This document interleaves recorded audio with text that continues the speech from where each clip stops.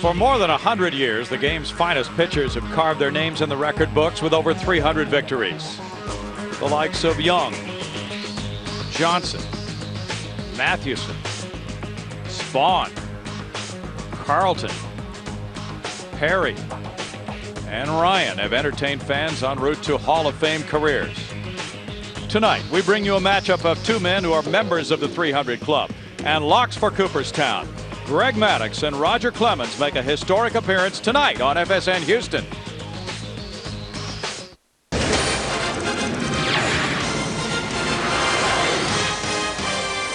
Live from Wrigley Field in Chicago, Illinois, FSN Houston brings you Houston Astros baseball. Tonight, it's the second game of a three-game series, matching the Astros with the Chicago Cubs. Good evening, everybody. Bill Brown and Jim DeShays for a historic matchup of 300-game winners. Savor it, because you might not see another one again for a long time. Well, it doesn't happen very often. It's only happened 6 times in Major League Baseball since 1920. 4 times in the American League. Last year, Maddux and Clemens hooked up. It was the first time that it happened in the National League since 1892, when Pud Galvin and Smiling Tim Keefe hooked up. So a very rare occasion taking place at Wrigley Field here tonight.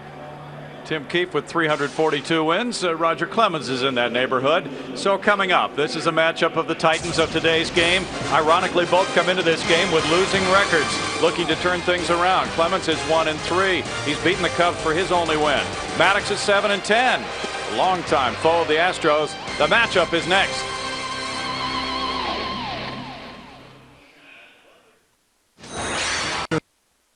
Insurance. Brought to you by Budweiser, by your Texas area Ford dealers, and by Southwest Airlines. It's a hazy, humid night here at Wrigley Field. Rain may be coming later. That would not be a big shock. It is really humid. Feels like Houston. Much warmer than last night, which was extremely pleasant. But nonetheless, just a tremendous pitching matchup. And once again, a jam-packed audience, as the fans will be coming in to see Clemens versus Maddux. And the starting lineup for the visiting team is brought to you by Southwest Airlines. The Astros lead off with Craig Biggio at second base. Mike Lamb plays first, batting second, with Chris Burke in center field. The cleanup man is Lance Berkman in right field. Aubrey Huff is at third base, with Preston Wilson in left field. Brad Ausmus does the catching, batting seventh. It's Adam Everett at shortstop. Roger Clemens on the mound.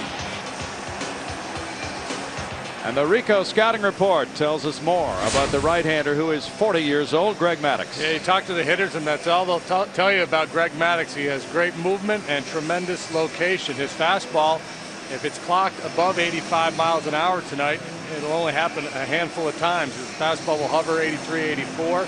He sinks it, he cuts it, he has a great changeup, and he's a very smart, crafty pitcher.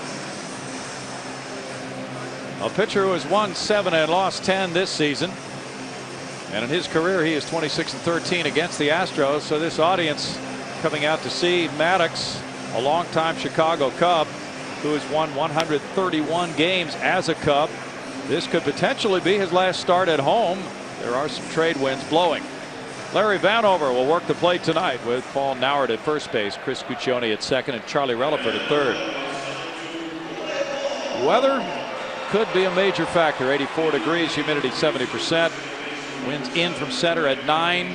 Forecast heat returns, 80% chance of rain. And it's Craig Biggio getting the game started. Bidge and Maddux have squared off so many times. Maddux pumps in, strike one call. Biggio 0 for 4 with a walk in last night's game. 268 with 8 homers, 35 runs batted in.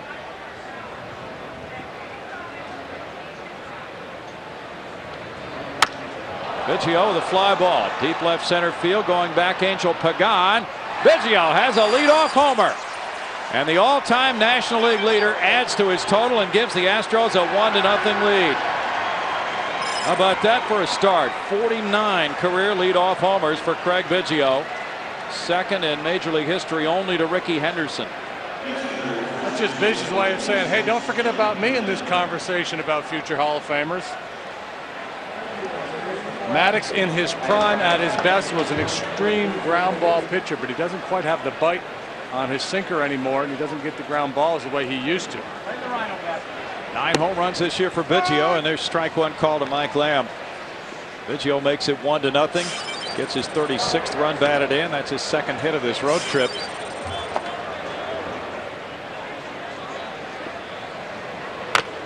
Lamb checks his swing, rolls it foul. It's 0-2 to Mike. The Astros lost last night 4-2. They got only 5 hits in that game.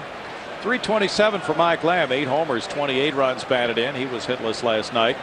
If it feels down there like it does up here, it would be tough for any pitcher to pitch deep into this ball game, let alone a couple of 40-year-olds. You know it. I mean, it is just sucking the breath out of you humid here tonight. Those very close nights without much of a breeze stirring. Flags are moving a little bit atop the center field scoreboard. It's fouled between the legs of Michael Barrett, and the count remains 1 ball, 2 strikes. Maddux has surrendered 14 long balls. So there's a little breeze up there, but at field level, there wasn't much during batting practice at all.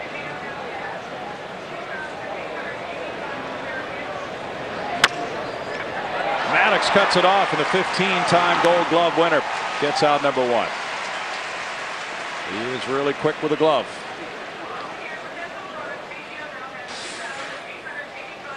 And Maddux cannot afford to pitch up in the strike zone very often, and that pitch was up drifting to the inner third of the plate. Biggio knocked it out of here. Not way out, but far enough. And that's his 2,885th hit, passing Zach Wheat into 34th alone on the all-time list. Strike to Chris Burke. He hit his 7th home run last night. He has 27 runs batted in and a .305 batting average for Chris. He also went deep in the Florida series. It's 1-1 to Chris Burke. Maddux is 7-10. His ERA actually dropped from 4.99 to 4.60 without pitching because of a scoring change back in May. See, that's how good he is. His ERA can go down even when he doesn't pitch. Well, there was a change from a game way back in May that brought it down quite a bit before this game. Started 5-0 for the first time in his career, and everybody thought, my goodness, Greg Maddux has discovered the fountain of youth. He's off to another brilliant season, but it's been a little choppy since then.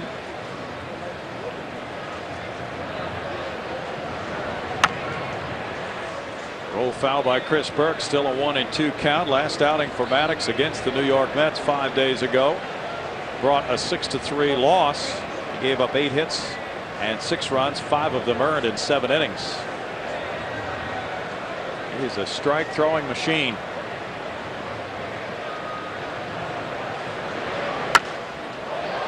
Fouled away, and it's still a 1 ball, 2 strike count on Chris Burke. And in reviewing the career numbers of these 2 pitchers, pretty close, but Maddux has walked a lot fewer than Clemens. Clemens has struck out many more than Maddux. Those are the differences in styles, in terms of statistics. But they both, in their own way, have achieved greatness. Yeah, you know, it's be tough to win the argument, to have the debate who's been better throughout their career. 2 a little bit different styles of pitching, but it's safe to say that one's the valedictorian and the other's the salutatorian, and 1 and 1A. Grounded to shortstop on 2 hops. Ronnie Cedeno throws out Chris Burke for the 2nd out. As JD mentioned, these 2 matched up last year at Minute Maid Park, April 29th of 2005. Maddux and the Cubs beat Clemens and the Astros 3-2. And prior to that, 300-game winners had not opposed each other since '87, when it was Sutton versus Carlton. Clemens and Maddux also opposed each other in June of 2000, when Clemens was a Yankee and Maddux was a Brave. Neither had 300 wins at the time, and both got no decisions in that game. Now Lance Berkman. Already he has equaled last season's numbers for the entire year in terms of homers and runs batted in. There's strike 1 to Berkman, among the league leaders in many offensive categories. A .322 hitter with 25 homers and 85 runs batted in.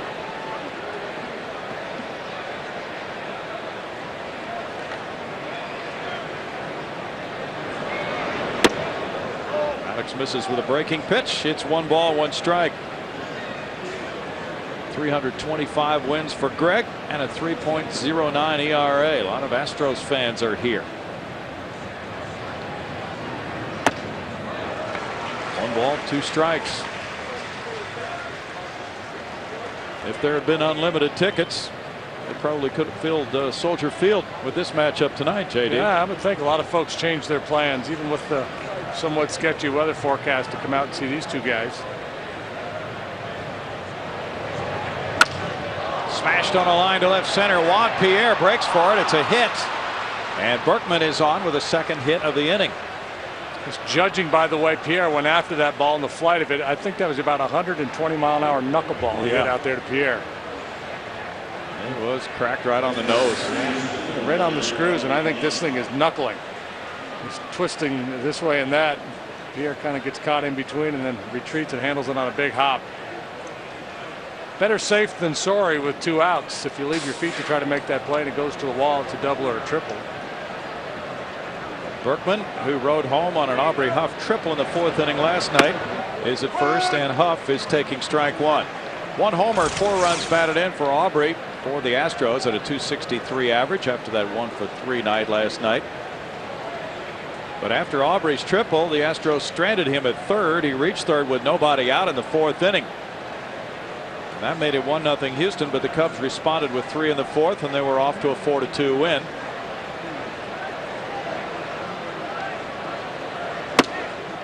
And tight to Huff. It's 1 ball, 1 strike. Aubrey 0 for 4 in his career against Maddux. This is Maddux's 663rd game. Clemens' 678th game pitched.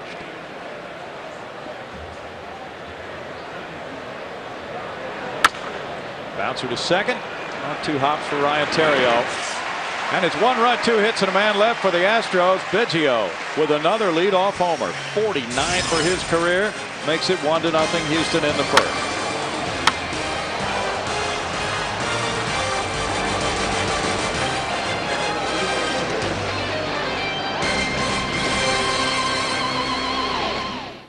Okay, people, let's gather around. Gather around if you would, please. Let's bring it in and listen up. Yeah, let's powwow. This is Team Communication Week. I want you to think about what that means. You do your job, so I can do my job. There's an exciting sound in travel. Southwest Airlines Ding. Get exclusive low fares sent directly to your desktop. Deals that are only available for a limited time and only by downloading Ding at southwest.com. You are now free to move about the country. Ted Ferguson, Bud Light Daredevil. Tonight for a Bud Light, I will attempt an impossible stunt. I will not eat the last slice of pizza! Does anyone want the last slice? It's all you, Bola. Time! Woo! Is that a pepperoni? Bud Light. Refreshingly smooth Bud Light. Always worth it. Did you have 6 pieces? It starts with the pure goodness of real fruit. But it takes special knowledge to bring out essential nutrients, while keeping the great taste only nature can provide. That's what we do at Minute Maid. For over 60 years, we've been blending the perfect balance of good health and great taste. All to make your day a little brighter. Minute Maid. There's goodness in every minute. Astros 1, Cubs coming up with this starting lineup for Dusty Baker's club. Brought to you by Southwest Airlines. Juan Pierre leads off at center field. It's Ryan Theriot at second base. Derek Lee's the first baseman. The cleanup man is at third. He's Aramis Ramirez. With Jock Jones in right field, Michael Barrett the catcher, Angel Pagan in left field. Then it's Ronnie Cedeno the shortstop. Greg Maddux on the mound. And Roger Clemens is ready to work to the leadoff man, Juan Pierre. Pierre showing bunt. Looks at the first pitch, and it's ball 1-1.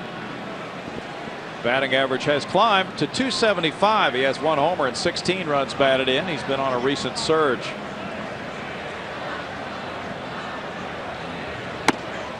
Clemens misses with that one and falls behind 2-0 as we check our Rico scouting report. And whereas Maddux was location and movement, Rogers power and precision. A little more giddy up on his fastball, although he doesn't throw as hard consistently as he used to. He can still feature the power game, but sometimes overlooked is his ability to spot the ball as well. Very uncompromising, tries to live on the corners. Splitter, a very effective pitch for him against the left-handed hitters. Pierre fouls it, and it's 2-2 to Juan, who has hit .355 in his last 32 games after a very slow start this season. And 6 for 16 against Clemens. Roger beat Carlos Marmol in Houston July 3rd, 7-2 for his only win. It's funny, it seemed like every start Roger had, it was against some young Turk, whether it was Liriano or Anibal Sanchez. And finally, he's up against a salty veteran like himself. Yeah. Maddux joking yesterday, it's good to be the young guy in a matchup. Clemens lost 3-1 at Florida Friday to Sanchez, who pitched another beautiful game today. 3 balls, 2 strikes. Roger gave up 2 runs in 5 innings and had 7 strikeouts. And he said after the game he could have thrown 140 pitches that night if he hadn't left for the pinch hitter. Well, this night feels a lot like that night did. Muggy evening here in Chicago. Pulled foul. Yeah, Sanchez kid, 7 innings of 1-hit baseball, I think, today. Yes, you're right. So the Marlins are looking extremely competitive, and they split the 4-game series with the Astros, but maybe a club to watch here in the second half of the season. Their pitching has really been top-notch recently. Biggio to his left on the bouncer. Flips out Pierre. 1 down for Clemens. The Astros, after losing last night, have slipped to 4 games below 500.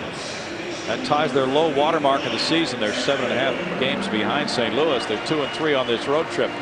Rogers 1-3 for the season with a good low ERA. Yeah, he's pitched well every time out.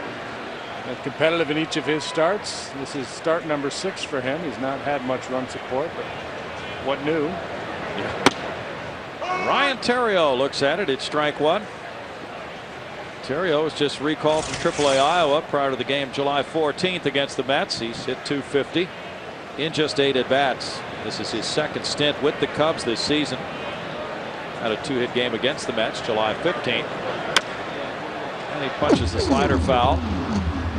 No balls, 2 strikes to Ryan Theriot. And we saw him last year, native of Louisiana.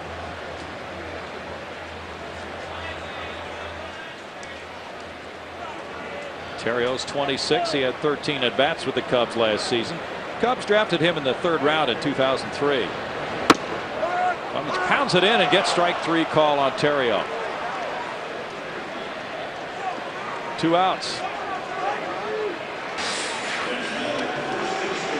Theriot perhaps looking for something away, not able to react to that inside fastball. Perfect 4-seamer on the inside corner.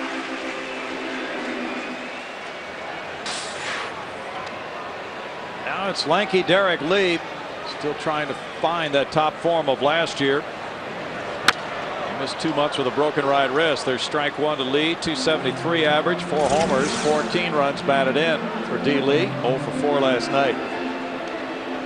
He got a rest Sunday night, which gave him a couple of days off in a row. Still some soreness in his right wrist, which he'll have to cope with for a while. It's 1 ball, 1 strike in Clemens' career against the Cubs. He's 4-3 with a 3.20 ERA for 9 starts. A lot of folks brought the cameras. And why not? They may not get this kind of a photo op again. 1 ball, 2 strikes. Flashing shots of a 342 game winner, tied for 8th place on the all-time win list with Tim Keefe.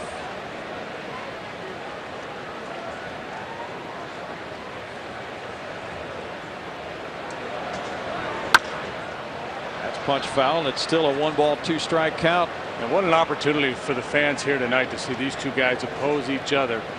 Clemens first among all living pitchers in terms of wins. Greg Maddux 3rd, and Steve Carlton stands between those 2. Roger will turn 44 on August 4th.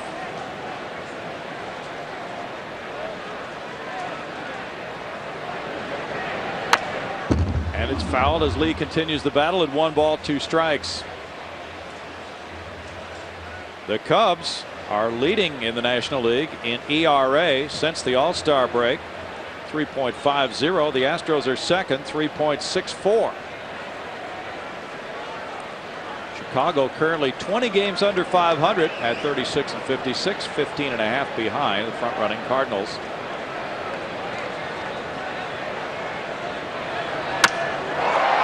To left field, Preston Wilson for the 3rd out. It's a 1-2-3 first for Roger Clemens and a 1-0 lead for Houston.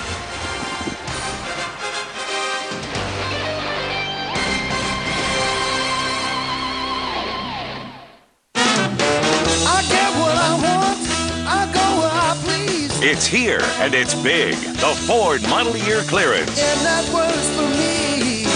Possibility. Ford F-150. Nothing beats its power and payload. Now drive on us with 0% financing, plus we'll pay for your gas until 2007. That's 0% APR and we pay for your gas during Ford Model Year Clearance going on now at your Texas Ford dealer. I'm going up there, I'm going to try it, I'm going to let the jury decide. Presenting Friday Night Triple Play. Your favorite movies 3 times in a row every Friday night. We are here whenever you're ready to watch. Uncut. They killed her. Uncensored. Tragic accident. Commercial free. People like us live with your mistakes the rest of our lives. In its original widescreen format, the way Fox Movie Channel likes it. You are the law. Friday Night Triple Play, starting at 10 p.m. Eastern, 7 Pacific, only on Fox Movie Channel. A new era in fantasy football has arrived. Fox Fantasy Football is completely free with the most advanced features anywhere, including a draft kit, custom settings, and live scoring, all free of charge. Log on to foxsports.com and create or join a league today.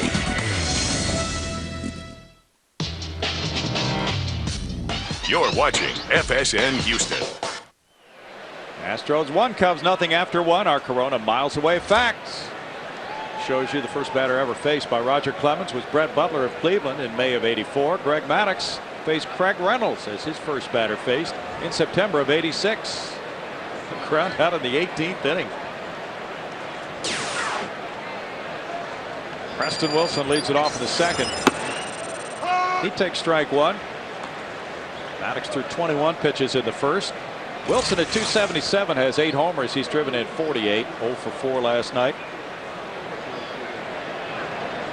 Astros won that game, by the way, 8-7. They were suspended at the end of the 14th inning, tied 4-4, and completed the next day because there were no lights here at Wrigley Field in 1986.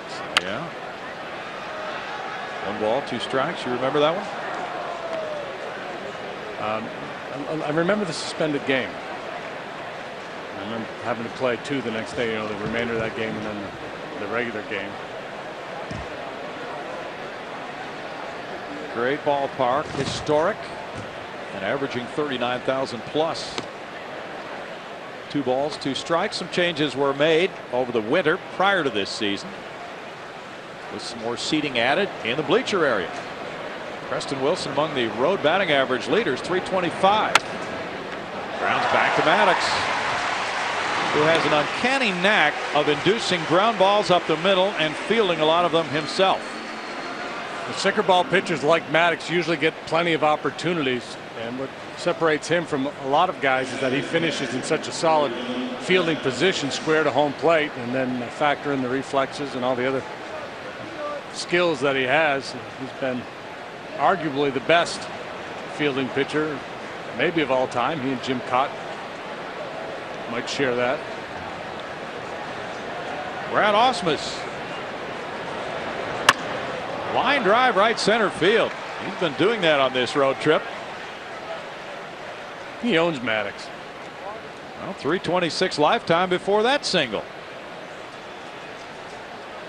Hit number 3 for the Astros. Fastball started on the outside corner and then drifted over the middle of the plate. Just a nice quick swing, inside out. Solid line drive single.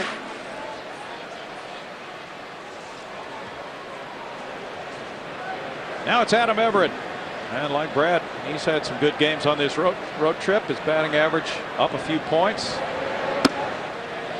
Takes a strike, 241 with 2 homers, 32 runs batted in for Adam. Clemens is on deck. This is the second outing of the season for Maddux against the Astros. He lost to Roy Oswalt here June 14th, 5-4. And Craig Biggio drove in a couple in that game. No balls, 2 strikes. From 1992 through 94, Maddux had an ERA of 2.08. And the ERA in the major leagues during those years was 4.11. High chop to third. And it goes foul. Close to the line, close to the bag. Charlie Relaford with the call. As Ramos Ramirez saw that spin on it and felt it would be a foul ball, backed off, and it did go foul.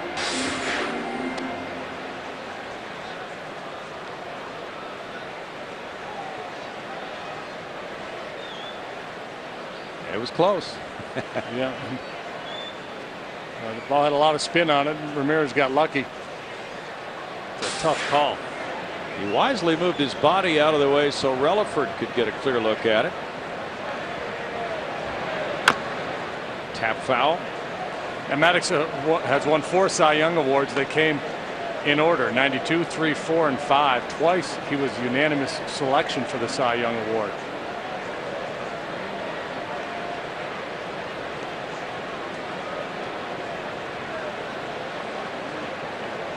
Everett hit a ball well to right field last night, caught by Jock Jones in the 6th inning.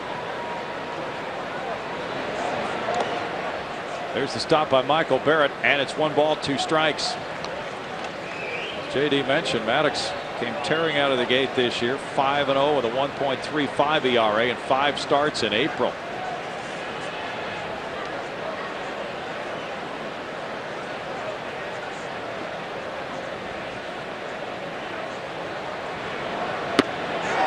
Everett's a strikeout victim. That's number 1 for Maddux. And Roger Clemens follows. There's the changeup grip, circle change. The bottom just drops out of that pitch. You know, earlier in his career, he did rack up quite a few strikeouts. He had a little bit better fastball than people probably remember, but he used to throw, a little better than 90 miles an hour. He was never a 95 guy, but he had a good fastball and made better because of the movement.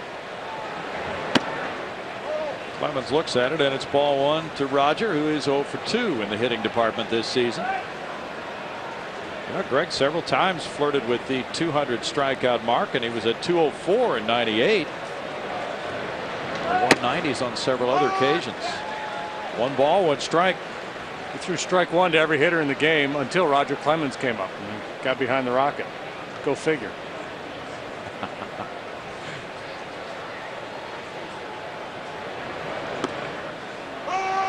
It's 1-2. That last start, Roger drew a walk.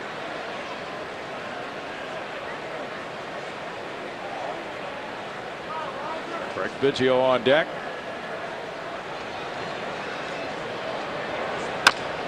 Chop to shortstop. Cedeno with a quick shovel to Terrio for the force on Osmus. No runs, a hit, and a man left. 1-0 Houston.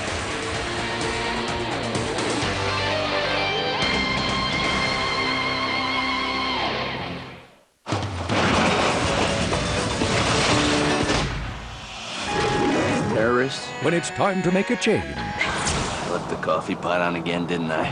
No subject is too sacred. Did you know Jesus was a Jew? Yeah. No insult is too personal. 32 and you're flipping burgers? Anyone else from our graduating class back there? And no dream is too big. I'm disgusted and I can't look away. Clerks 2. Oh. Rated R. Everywhere Friday. Bold lines. Rugged lines. Spacious lines, innovative lines, powerful lines. And now you get the bottom line during Nissan's national sales event. Like $3,750 total cash back for Texas residents on the Nissan Texas Titan. See your Nissan dealer. Offers end July 31st. And that's the bottom line. Denise Basic is a real Geico customer, not a paid celebrity. So to help tell her story, we hired a celebrity. It was Thanksgiving night when I accidentally hit a deer. Whoa, look out, look out! I called Geico expecting to get a recording, but someone was there to help me. Help me! Somebody help me! Geico got my claim in the works right away, and I was actually able to enjoy my Thanksgiving. Mashed potatoes, gravy, and cranberry sauce! Woo! Geico. Real service, real savings. Hot Fudge Brownie Blast. New at Sonic. The great taste of real brownies and warm hot fudge. Together in a frozen chocolatey Sonic treat. Try one tonight because Sonic is open till at least midnight. Astros won on the Biggio leadoff homer. Cubs nothing. Now our Geico quote gives you some information from Larry Durker on tonight's pitchers. Rogers more a finesse guy than people realize, and Maddux will come after you more than people think.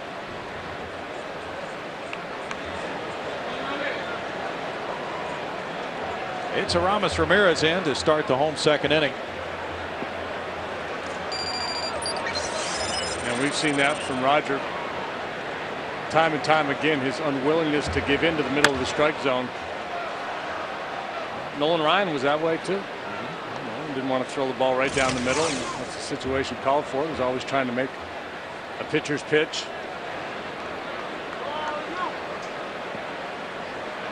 Ramirez has been over the 100 RBI mark 3 times in the last 5 years.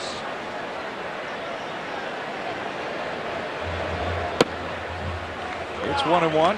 Monsanto and Andy Pafko have been Cubs 100 RBI third baseman.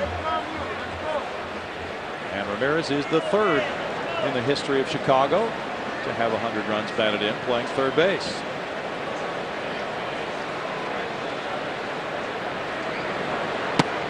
Big cut there, and the ball wasn't there for him. 1-2.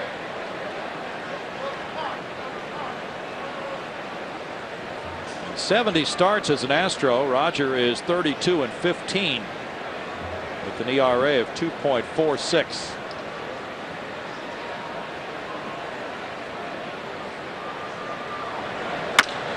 Grounded to shortstop.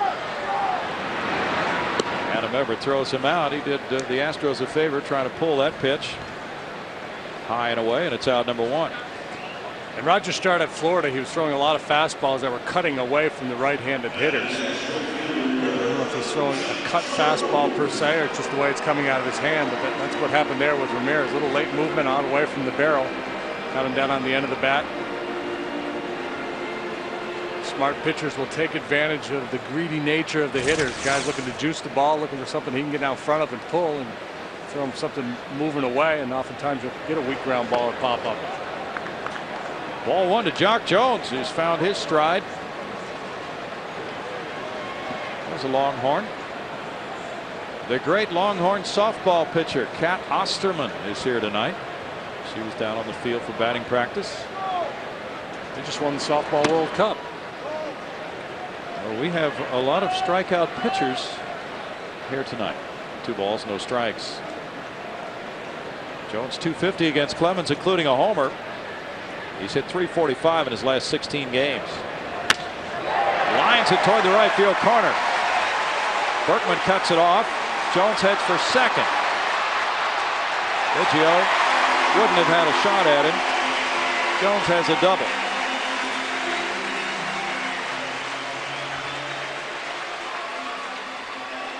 '21st double for Jones. Lance was playing Jones deep in right field, so he was able to get over and cut this ball off before it got into the well down there. It took a couple steps before he could right himself and get into position to make a throw. And I agree with you. I don't think Craig would have had a shot at him, but replay, it'll seem a little closer than I first thought. Yeah, it sure did look a little closer. You're right.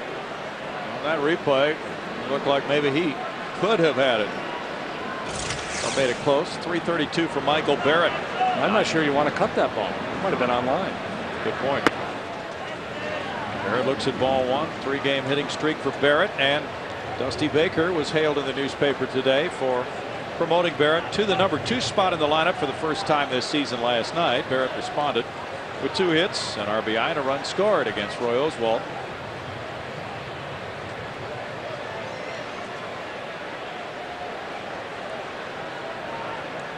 Clemens turns back towards second. Angel Pagan is on deck.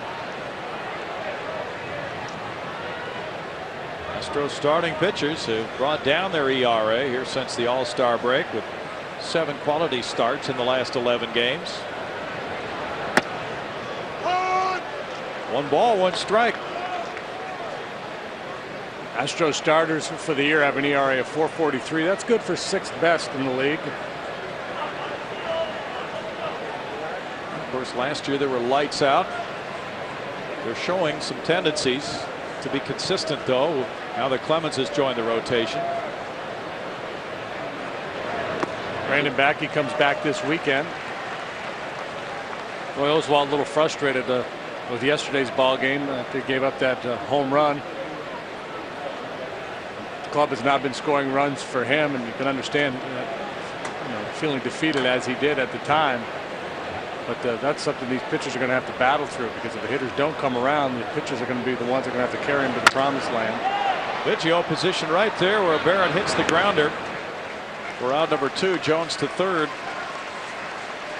Tonight's Southwest Airlines destination of the game is Oklahoma City. Log on to southwest.com/Fox Sports. Enter to win 2 tickets to any of Southwest Airlines' 62 destinations. Southwest Airlines proudly celebrates 35 years of loving you.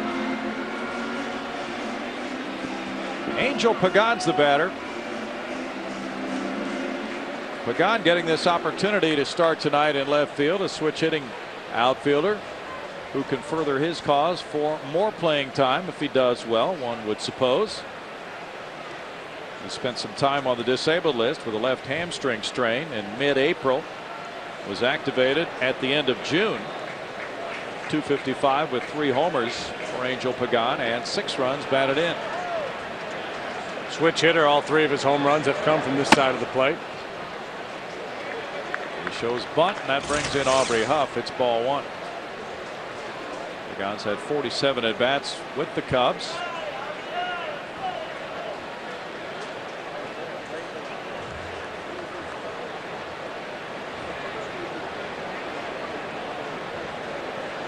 Rogers hiked up the pants a little bit.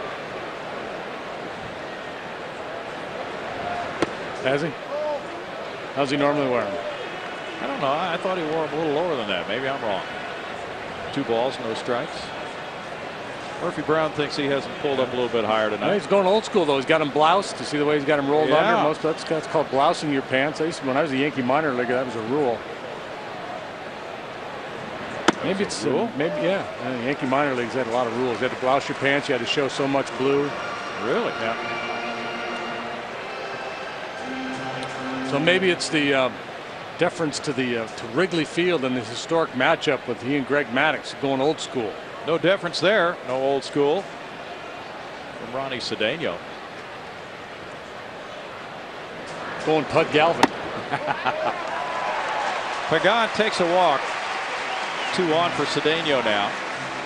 You see this time and time again from Roger. If he gets behind in the count with 2 outs, he'll pitch out of the strike zone and see if a hitter's willing to get himself out. If not, he'll go ahead and walk him and go after the next hitter, especially if he feels like he's got a competitive advantage against the next hitter. And this is right on right. Pud Galvin wouldn't have made it tonight in this humidity with those old wool unis they wore back in the day. 23 years old, Ronnie Cedeno, 2 for 3 last night, .259, 2 homers, 23 runs batted in. And he fouls it for strike 1. Prior to the meeting between Clemens and Maddux last year, the last time 2 300-game winners in the National League hooked up, it was Galvin and Tim Keefe, who Rogers now tied with 342 wins. Those guys typically made 60-plus starts a year. The game was much different back then. Jammed him, and he pops it back. No balls, 2 strikes.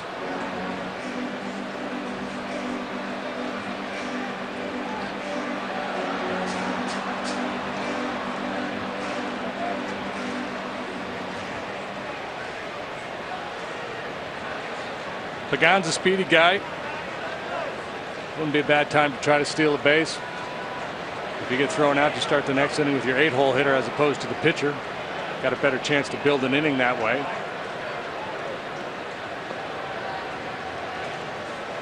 Well, Cedeno, 23, was born then at 83. 1 year before, Roger Clemens was 9-4 with the Red Sox.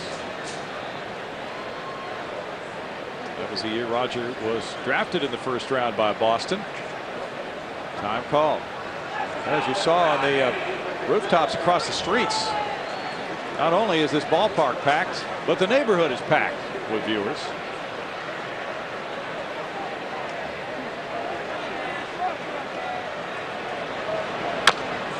Grounded foul.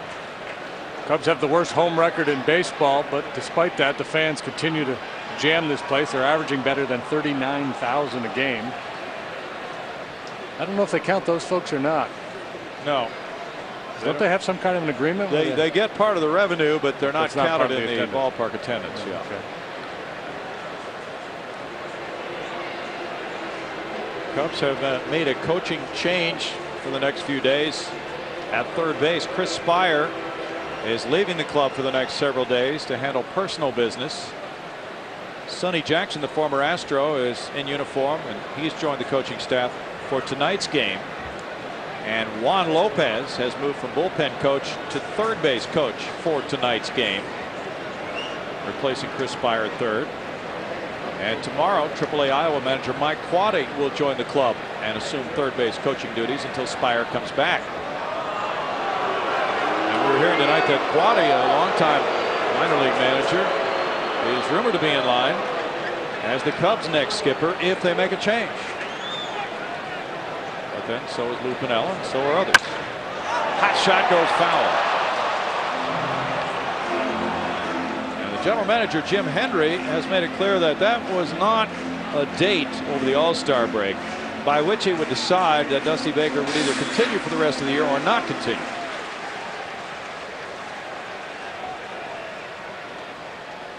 That's a strikeout pitch.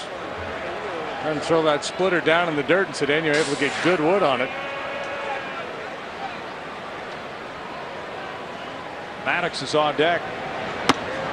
Cedeno chases. He's upset it himself and strikes out to end the second inning with no runs, a hit, 2 men stranded, 1-0 Astros.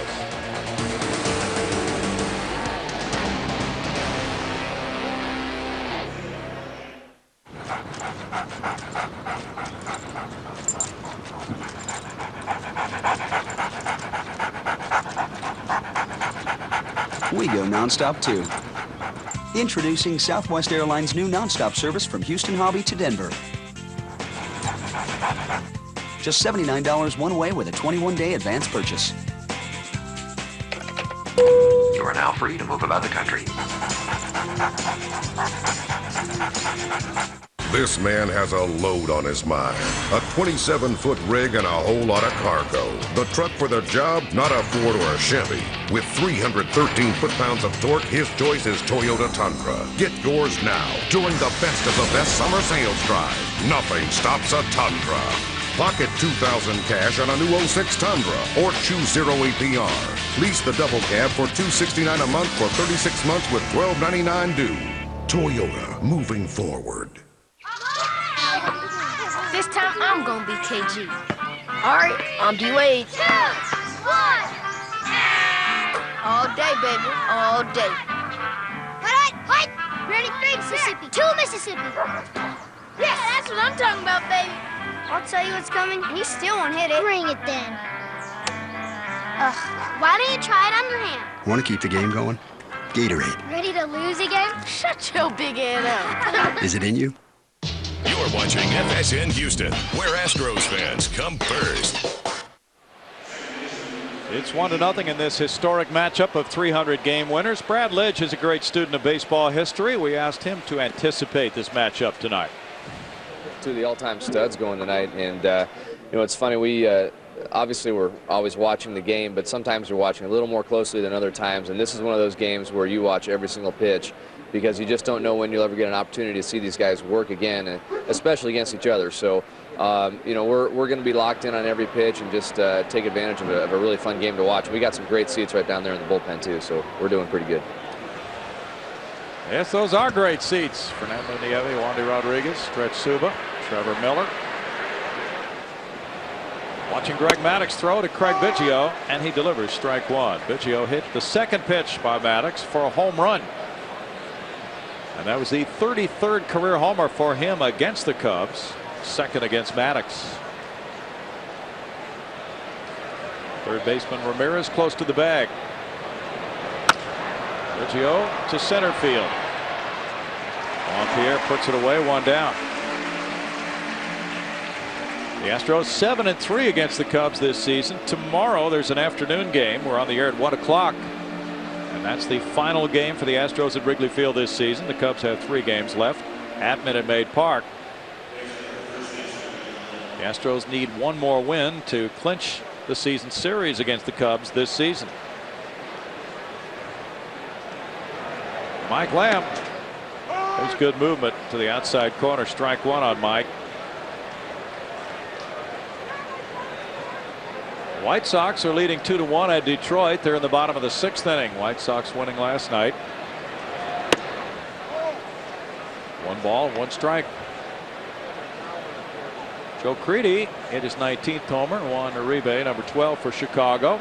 Maddux 2-10 with a 6.10 ERA since that 5-0 start. A lot of times hitters against a guy like Maddux will say, I'm just going to look away.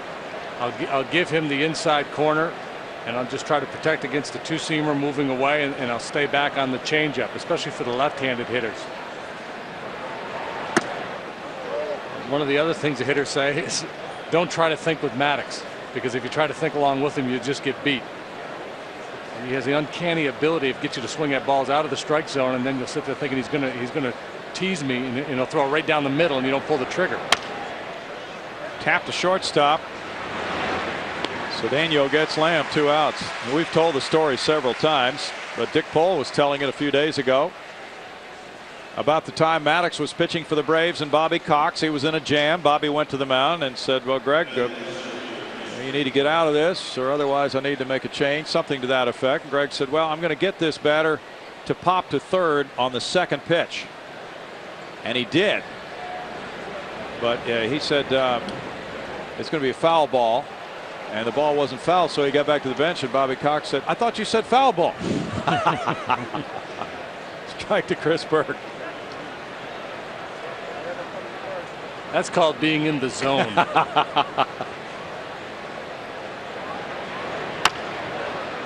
Dick Pohl also tells a story of he had Maddux in winter ball years and years and years ago when he was a young minor league pitcher, and got Cecil Fielder out, I think it was, in a big situation. And then, you know, 10 or 12 years later, he's pitching against him in the big leagues, and he gets him to ground out to short with a couple guys on. And Pohl said, what were you thinking there? And Greg said, you remember that game in Maracaibo or wherever the heck it was? Wow. That's a memory. 1 ball, 2 strikes. Career ERA for Maddux, 3.07. For Clemens, 3.12. You know, and Roger does the same thing. You'll see him out there talking to his infielders, and he'll move them a step or two one way because he's anticipating the ball being hit there. You know, you build up an encyclopedia of information on how hitters react to your pitches and whether they're going to offer at certain pitches and certain counts. Burke strikes out. It's a 1-2-3 third for Maddux. 1-0 Houston.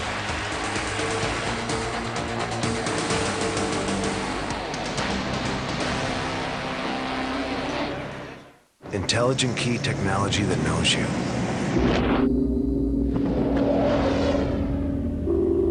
Seats that hug you. A ride that spoils you.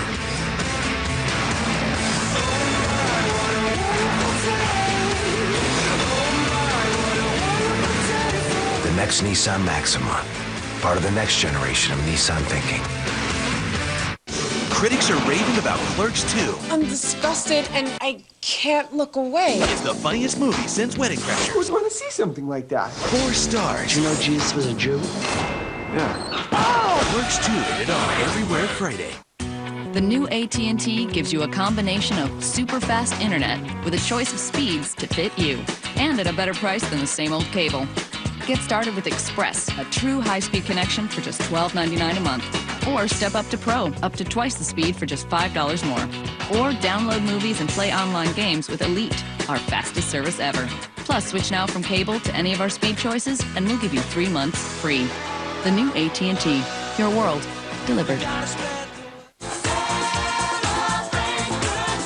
Lincoln Mercury has some of America's hottest selling new models. And to celebrate, every 2006 Lincoln car, SUV, and luxury pickup starts with nothing but zeros during the Lincoln Mercury Celebration Clearance. Save on Mark LT, the luxury pickup truck that tows up to 8,900 pounds.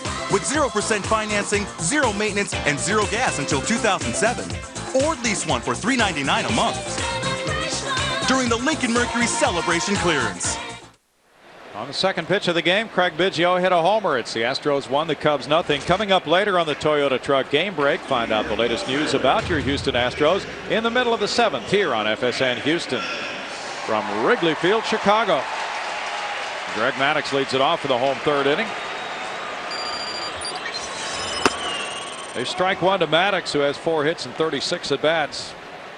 For a 111 batting average, he's driven in 4. He's a career 175 hitter with 5 home runs.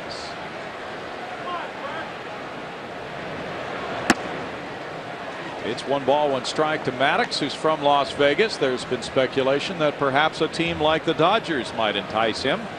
Wouldn't be very far from home. Cubs have made it clear that even though Maddux does not have a no-trade clause in his contract, they would consult him if that time comes.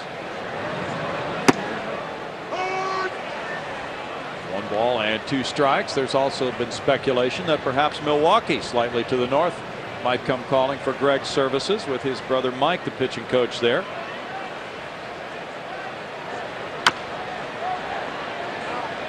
That would, of course, be predicated on the Brewers staying in the race toward the end of the month, and they're about to regain the services of Ben Sheets. They just got Tomo-Oka back in their rotation. Well, they'll be in the race. Because what's today, the 19th of July, and the trade deadline's 10 or 11 days away, unless they absolutely crater. Yeah. By the end of July, they're going to feel like they have a shot at the wild card. That'd be a pretty good golfing tandem too. Brothers Maddux, those guys can play. Yeah, they can. It's the other thing these 2 birds have in common. Both of them can really play golf.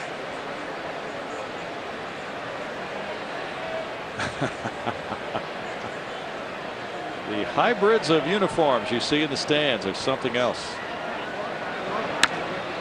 Maddux fouls it right past Juan Pierre and into the crowd, which is very close to the action here at Wrigley.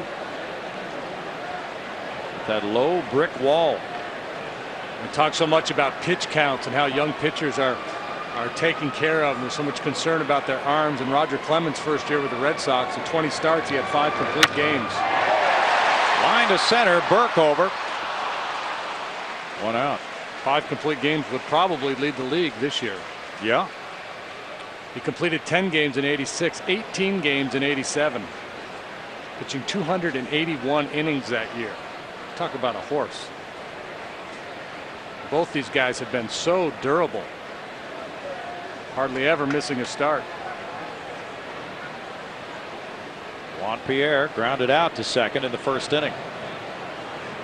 The Mets and Steve Traxel lead Cincinnati 2-0 in the 2nd. There's a delay right now. Aaron Moran going for the Reds.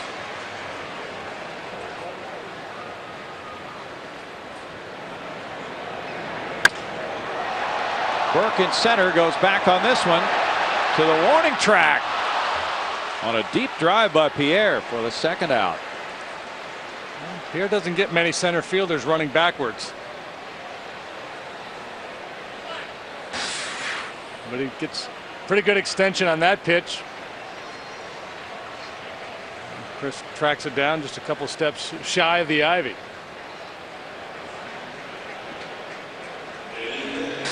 flags are not moving from the center field flagpole right now. So that was all Juan Pierre on that one. They are limp. Ryan Theriot struck out looking. Todd Walker has great career numbers against Clemens, .349 batting average, but it's Theriot starting at second base.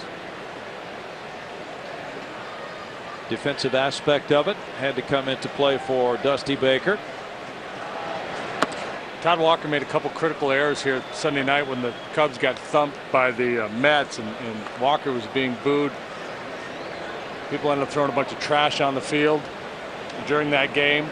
And maybe Dusty's just going to keep him out of the fire for a little bit. Not a bad thought. 2 balls and a strike to Theriot from Baton Rouge. He went to LSU. He was a part of the championship team in 2000. Scored the game-winning run in the 9th inning. The Cubs made him a switch hitter for a while. That didn't work. Roll to Biggio's left.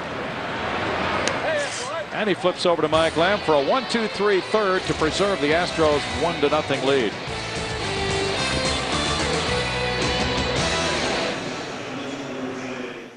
Go under the lights with FSN Southwest. It's an all-access pass to go behind the scenes of the Big 12 football program spring practices. Follow the FSN cameras for a candid perspective you won't get anywhere else. We've mic'd up the players and coaches for exclusive audio, so you can get up close and personal to experience for yourself how the Big 12 teams build their foundation for another exciting season of football. Under the lights, Big 12 All Access, Sunday on FSN Southwest. Here we have delicious Creamy Creations ice cream made by H-E-B. I have an idea for a new flavor. What? Aspirin flavor. When you're eating your ice cream really fast and you get an ice cream headache, boom, you already took some aspirin. Are you serious? As serious as a headache. So it's a great idea, right? Help select the newest Creamy Creations flavor and you could win a freezer full of H-E-B Creamy Creations ice cream. H-E-B. Here, everything's better.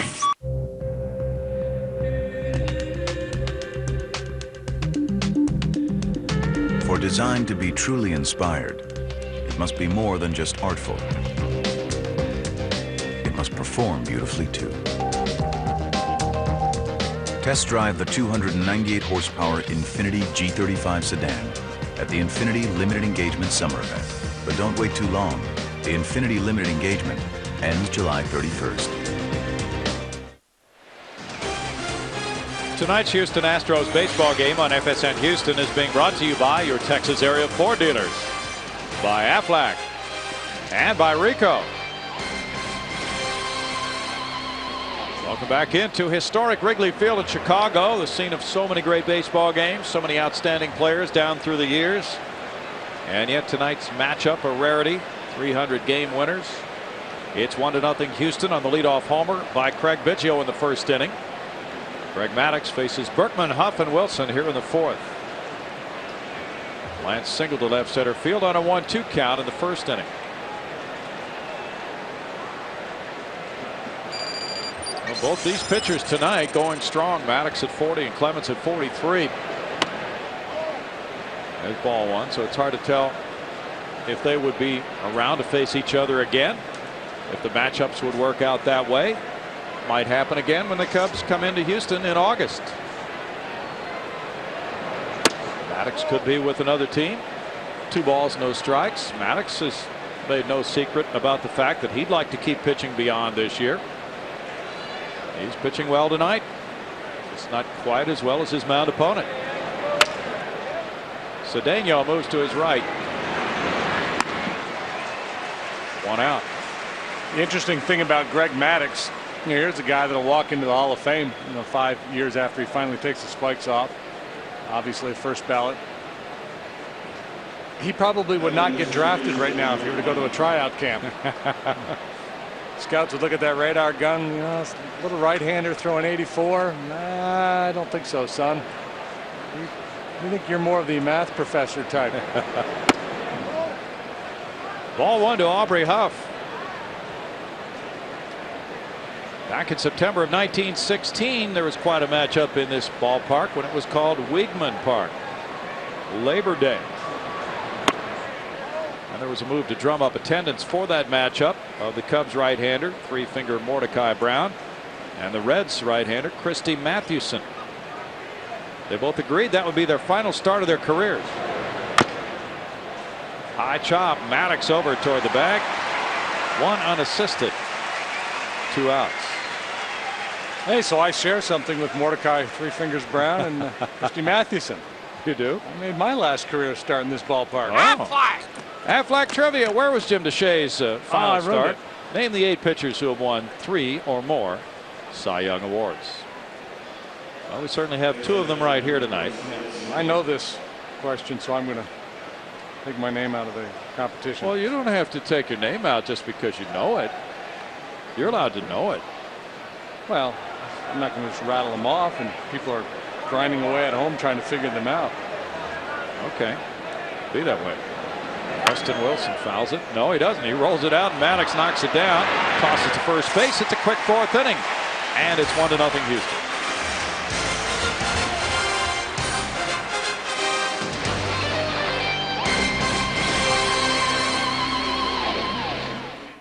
Hey. Hey. Whew. Yeah. You look relaxed for somebody in your condition. It's because I have Aflac. What do you mean? Well, when I'm hurt and miss work, Aflac gives me cash to help pay bills my health insurance doesn't. You mean like car payments? Mm-hmm. Electric bills? Mm-hmm. Or the rent? Yep. Even food. Chinese is here. Great. I love duck. Aflac. Ask about it at work. This week on the Best Damn Sports Show, period. Where were you when it happened? It's the most unforgettable plays in sports. This week at 10:30. Sports' ultimate nightly highlight show is here. Introducing the FSN Final Score. He'll unload, he scores! What a shot! It's the only national show that gives you nothing but wall-to-wall highlights. Yeah, baby! No fluff, no filler. Just all the action that's lighting up the sports world from coast to coast. He got it again! The FSN Final Score, late nights.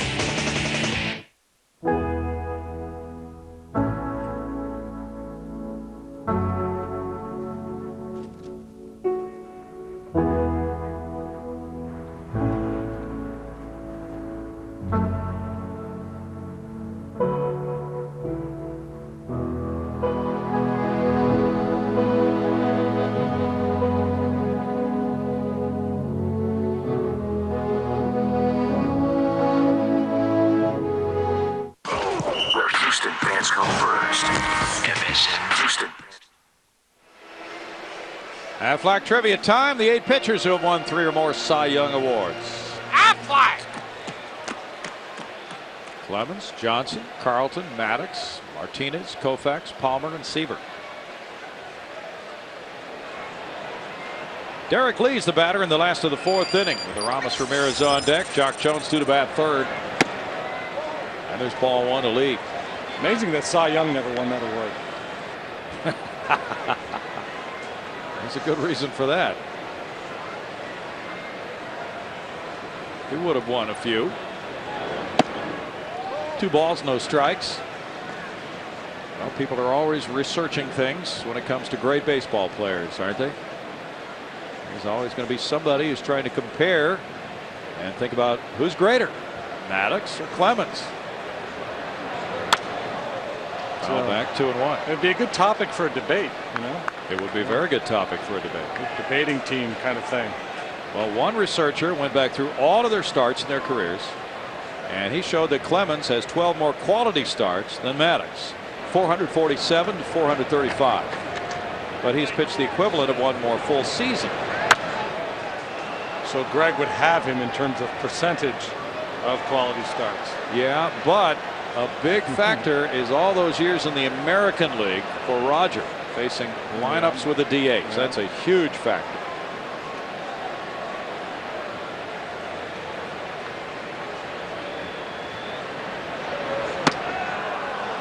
Lee strikes out.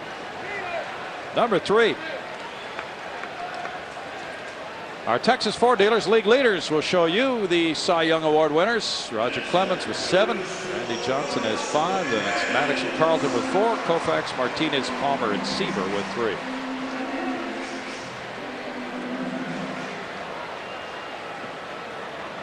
There's Cy. Denton, True, Young.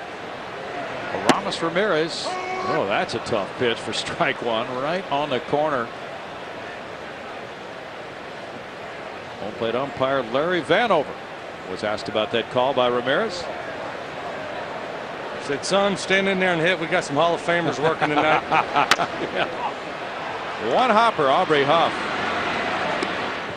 2 outs. Mr. Clemens will let you know. Just be ready to swing. First Cy Young Award was given out in 1958. Bob Turley in the American League. In the National League in 1956, Don Newcomb. So what they gave away just 1, right? Yes, there was 1 in all of baseball in the beginning, yeah. All right. So 56 was Newcomb, 57 was Spahn, 58 Turley. And I guess it was 59. John Jones takes ball 1. He has the only Cub hit, a double to right field in the 2nd inning. Okay, 1967. Excuse me, 67, the first year that both leagues handed out a Cy Young Award. Grounded to Mike Lamb. Turns it into a 1-2-3-4. And after 4, it's 1-0 Houston.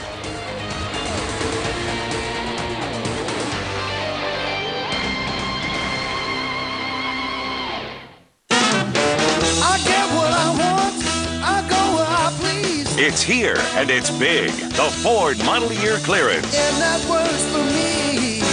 Possibility. The 2006 Ford Expedition. Room for everyone and everything. Now drive on us with 0% financing, plus we'll pay for your gas until 2007. That's 0% APR, and we pay for your gas during Ford Model Year Clearance, going on now at your Texas Ford dealer. Ellen, what do women really want? Love, a shoulder to cry on, a soulmate. I meant on our menu. Oh, salad. Try my new Acapulco chicken salad. It's made fresh daily with savory chicken, pepper jack cheese, blue corn tortilla chips, and a tasty cilantro lime dressing.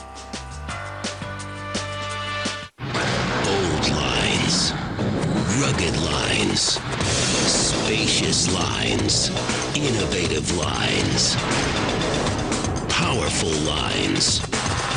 And now you get the bottom line during Nissan's national sales event. Like $3,750 total cash back for Texas residents on the Nissan Texas Titan. See your Nissan dealer. Offers end July 31st. And that's the bottom line. Well, Maddux and Clemens have responded. It's a 1-0 ball game, top of the 5th. Before the Astros Reds game on July 26th, the Astros will host the Coca-Cola Operation School Supplies Drive. Supplies and cash donations will be collected in the lobby of Union Station from 5 p.m. until the 2nd inning of the game. Those supplies will go to help underprivileged kids prepare for the upcoming school year. All those who donate at the game will receive a special ticket offer from the Astros. Information and tickets available at astros.com. Brad Ausmus, who singled in the 2nd inning, takes ball 1, leading it off here in the 5th on the 57th pitch of the night for Greg Maddux. 40 of them have been strikes, a high percentage of strikes. Adam Everett's on deck. Clemens due up 3rd. Line to the gap in left center field. That will roll all the way to the ivy. Ausmus into 2nd with a double, his 11th two-base hit of the year. You know, those scouting books that you come across oftentimes have a little factoid that says loves to face, hates to face for each hitter and pitcher. And imagine on the Greg Maddux hates to face line, you would see Brad Ausmus' name.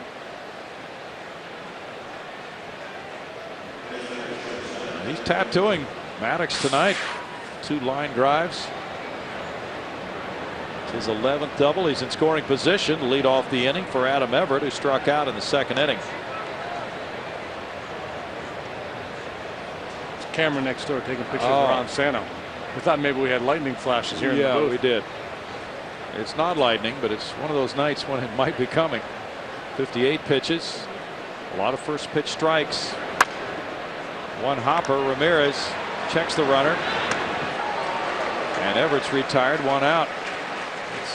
Maddux would probably tell you he was trying to get a ground ball to the left side so they couldn't advance the base runner. Well, he probably would tell you that. Yeah, I'm sure that's what he was thinking.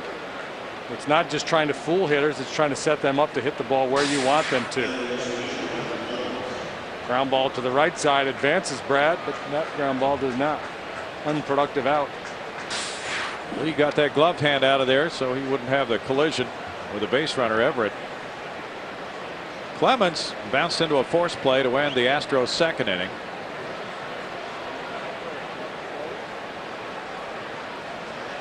Michael Barrett goes out. And he wants Ronnie Cedeno to come in and also the second sacker Ryan Theriot to meet at the mound.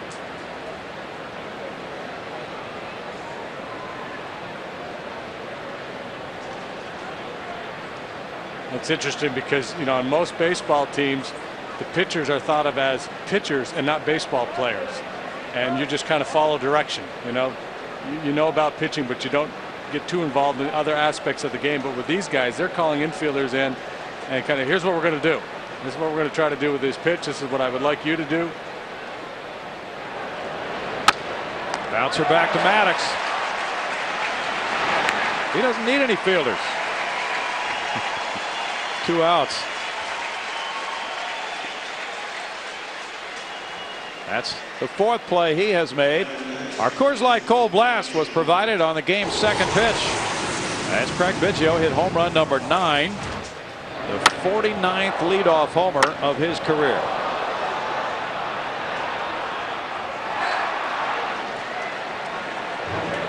That double by Osmus, the first Astro base runner to reach second base since Craig's home run. Now Biggio would try for a big 2-out deliverance here.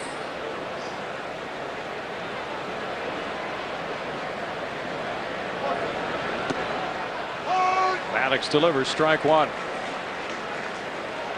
Of Maddux's 26 career wins against the Astros, he's had a lot of gems, including a 1-hitter back in '95, beating Darryl Kyle in Houston. He had a no-hitter through 7. Jeff Bagwell's homer in the 8th, the only hit. And he makes this play and tosses out Biggio. 6 pitches in the 5th inning for Maddux. 1-0 Houston.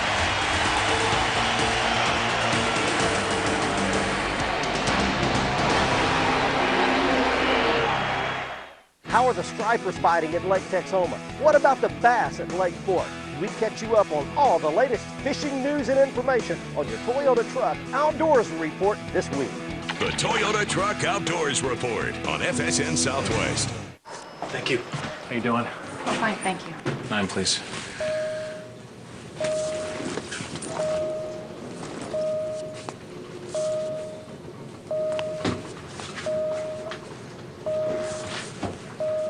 Don't like stopping?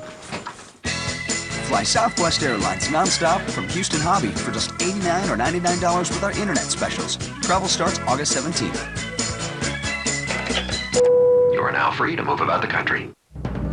We climbed. We caravanned. We paddled. We journeyed. We bushwhacked. And we trekked to find the world's best coffee. Fortunately, you won't have to go as far. Just venture to your neighborhood on-the-run store for a cup of delicious Bengal Traders coffee. Brewed fresh 24/7, it's out-of-this-world coffee at a place that's down to earth. How do we know what drivers want in serious gourmet coffee? Because at On the Run and Exxon, we're drivers too. Welcome to my casa. It's your boy B. Ken. Here's my foyer. This is my game room. This right here's my new suede couch. To the pool, baby. These are my ladies. Monday, Tuesday, Wednesday. Hey man, who are you? Steve. You part of the crew? No, I'm just here for the Bud Light. Who gave you that? Wednesday, did you give him that? Refreshingly smooth Bud Light. Always worth it. Yeah, this is where I spend most of my... Man, put down my papaya! Astros 1, Cubs 0. Our Jack in the Box standings show you something a little different tonight. Our producer Murphy Brown did some research. He came up with total pitching wins on National League team rosters against Maddux and Clemens. Clemens and Maddux have combined for 667 wins. You look at the teams with more than that and see only the Mets, the Phillies, the Braves, and the Nationals, including pitchers on the disabled list right now. And Mets with Glavine and Pedro obviously rack up a bunch of wins. Grounded to shortstop by Michael Barrett. One pitch, one out for Clemens here in the 5th inning. Very hazy tonight. On a night like this, there could be rain coming later on in the evening. These pitchers are mowing down the hitters to get through 5. 2 more outs required for that to make this an official game. You can understand where a hitting coach might tell the hitters on both clubs, look, it's a hot, muggy night. You got a couple 40-something pitchers out there. Let's be patient, work the pitch count a little bit, see if we can get them out of the ball game. Fair ball into the Cubs bullpen. Preston Wilson has to come after it, and the ball's out of play for him, but the umpire says it's not. Wilson was putting his hands out as if to say he couldn't get to the ball, but the third base umpire, Charlie Relaford, gave the safe sign indicating that ball's still in play. It's a double for Pagan. Pagan may have broken it down a little too soon. Because Wilson had such a long way to go as this ball gets hung up in the Cubs bullpen, he might have been able to make third base here. Let's see what happens to it. They took their time getting out of the way. That's got to be a dead ball. Yeah. Neifi Perez sat on it. He was in no rush to get out of there. A double, and it's Cedeno batting. Cedeno struck out. They strike 1 to him with Maddux on deck. Cubs have 2 doubles tonight, one by Jones in the 2nd. Cubs are last in the league in runs scored, last in total bases, last in on base average. Clemens looks the runner back to second. Pagan had good stolen base numbers as a minor leaguer. 1 out down towards the bottom of the order. It might not be a bad time to try to steal third base.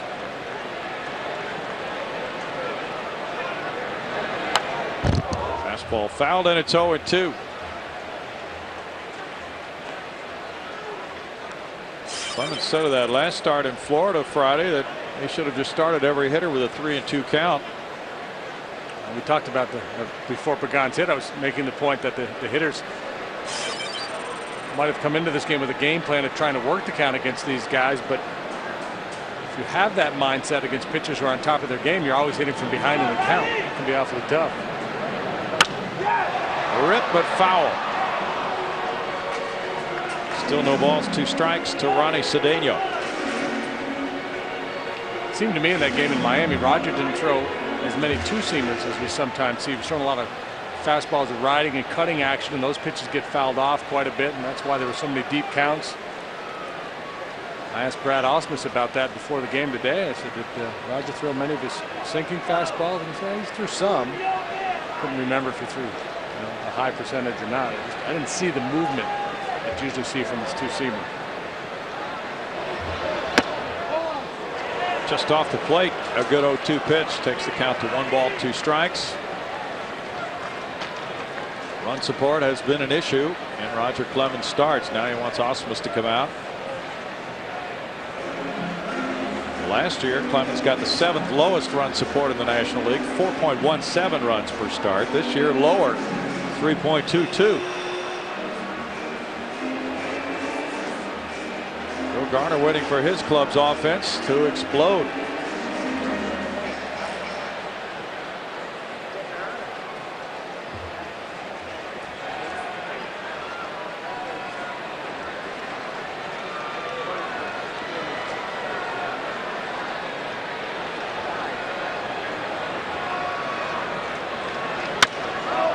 Fouled away. Still a 1 ball, 2 strike count. These can be fun games to pitch in when you're in a low-scoring game, 1 run. That's separating the clubs, but mentally really taxing. You get to the middle stages of the ball game, you want to hang on to that lead. You're kind of grinding it with every pitch, really concentrating as hard as possible.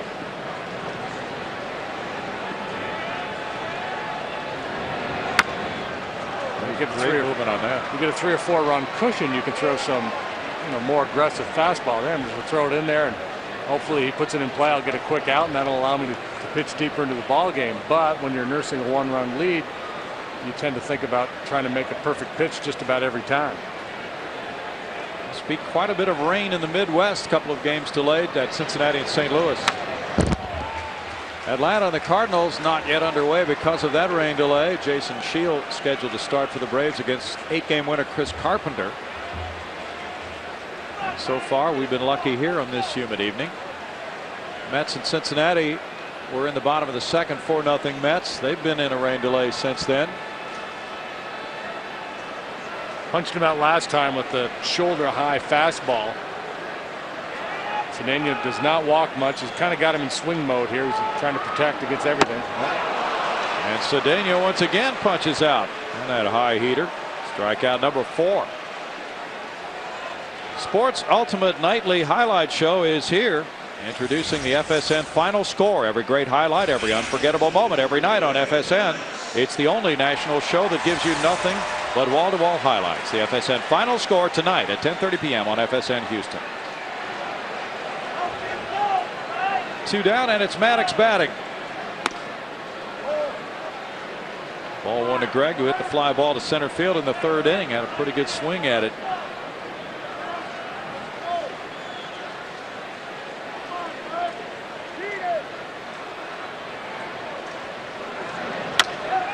Chop slowly, Biggio in for it. And in the 5th inning, it's no runs, a hit, a man stranded, 1-0. Clemens over Maddux through 5.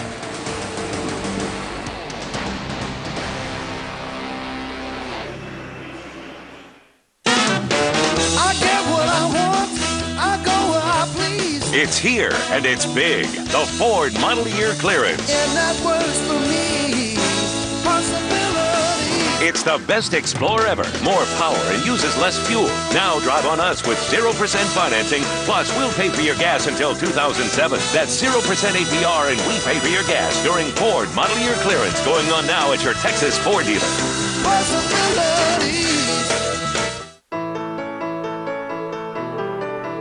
It doesn't matter if you're rich or poor. It doesn't matter if you're black or white. From the East Coast to the West Coast and beyond. It doesn't matter who you are when you do what we do.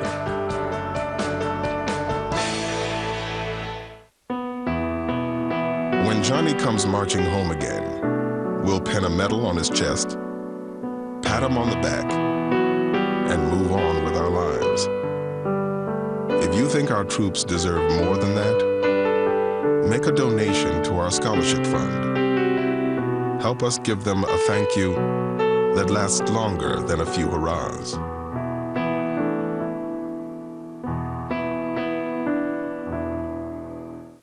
You're watching FSN Houston, where Astros fans come first.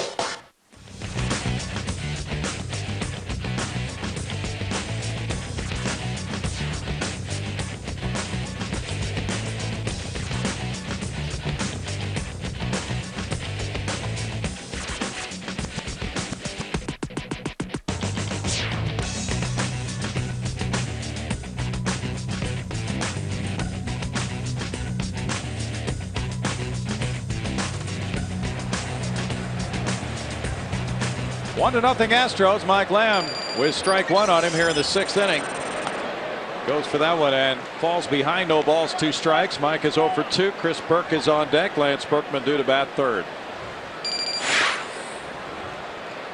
Detroit got a grand slam in a 5-run 6th inning from Craig Monroe.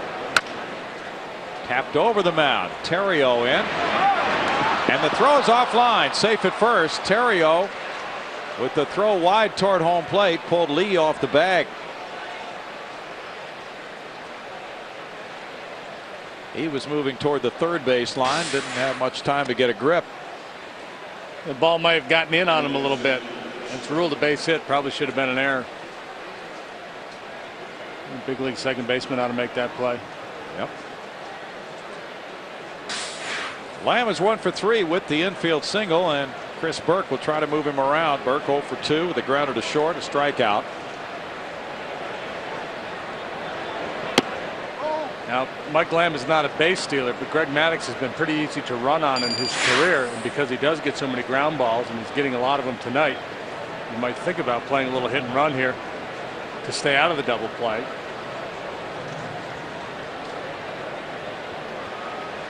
Cubs drafted Maddux in the second round in 1984. Last year he was 13 and 15 for Chicago. They're going, pitch out. Barrett with the throw, and it's there early. Safe. Great call. It was, because Ronnie Cedeno took that throw and then spun out of the way, but never made the tag on Lamb. Chris Guccione is the umpire at second. We'll take a peek at it. It was the hit and run play. Dusty Baker sniffed it out, had the pitch out on. And Cedeno just bailed out. Yep. He had the ball in plenty of time.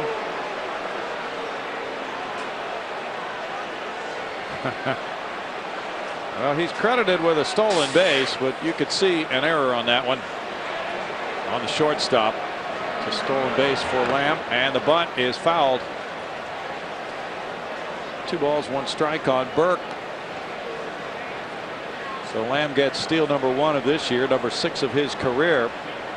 And Cedeno had possession of the baseball right there in the line, but he bailed. Well, you know, it's not an easy play because the throw is kind of taking you into the runner, and there would have been some pretty good contact there if he hung in there, but you still would expect him to do that. Bunted, and Maddux will throw to third. And they get the out there as Ramirez tags Lamb. A gambling play by Maddux, but with the 15 Gold Gloves, how many times has he thrown to third? With a short throw and an accurate one to get a base run. And scouts and baseball people talk about having a baseball clock, knowing how much time you have, whether you're going to have a play or not. The bunt was a hard one, and right back to Maddux, so he knew he had a shot at Lamb. This wasn't a play where he's turning around and reading the situation and deciding as he's going to get that ball. He's thinking third base. Probably got a little help from Michael Barrett as well. And it looked like he was inclined to go that way the whole time. That's the 7th play Maddux has made in this game. And many times when you're thinking about bunting, you know, you're instructed to go ahead and just push it out there and let the pitcher handle it, because a lot of pitchers aren't real athletic and they're going to make the safe play and you're going to be able to advance the base runner. But when Maddux is the guy on the hill, that's not the case. Try to keep it away from him. Lance Berkman singled and grounded out. The appeal goes to third. He checked his swing. Charlie Relaford with the ruling, leading to ball 1. And a pitch like that could be an excellent double play pitch for Maddux.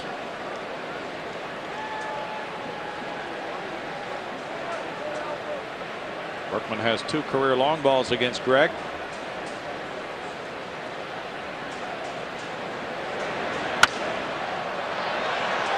This will be out of play for Ramirez and Cedeno.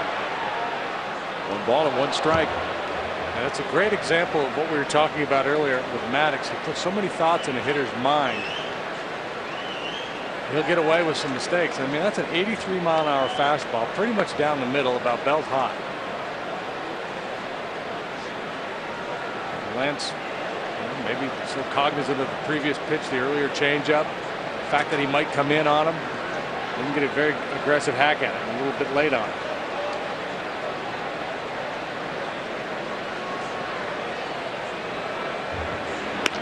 Maddux senses something might be doing here and throws over on Burke, who is 7 for 7 in steals.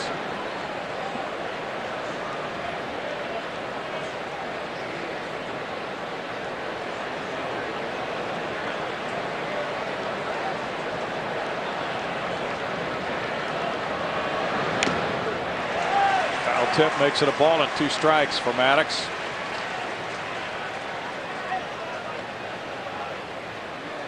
Every base in a game like this can be very precious. Every caught stealing can be a tremendous loss.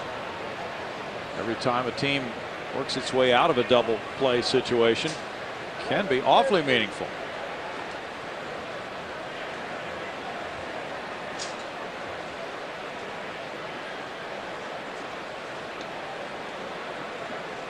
Minnesota leads Tampa Bay 5-2. They're in the top of the 6th at Minnesota. Brad Radke pitching. Throw going to first. Rondell White has gone deep twice, giving him 3 home runs. He's been on the disabled list for a long time. Pitching lines close. Clemens has given up just 2 hits, both doubles, 4 strikeouts. Maddux 5 hits, 1 run.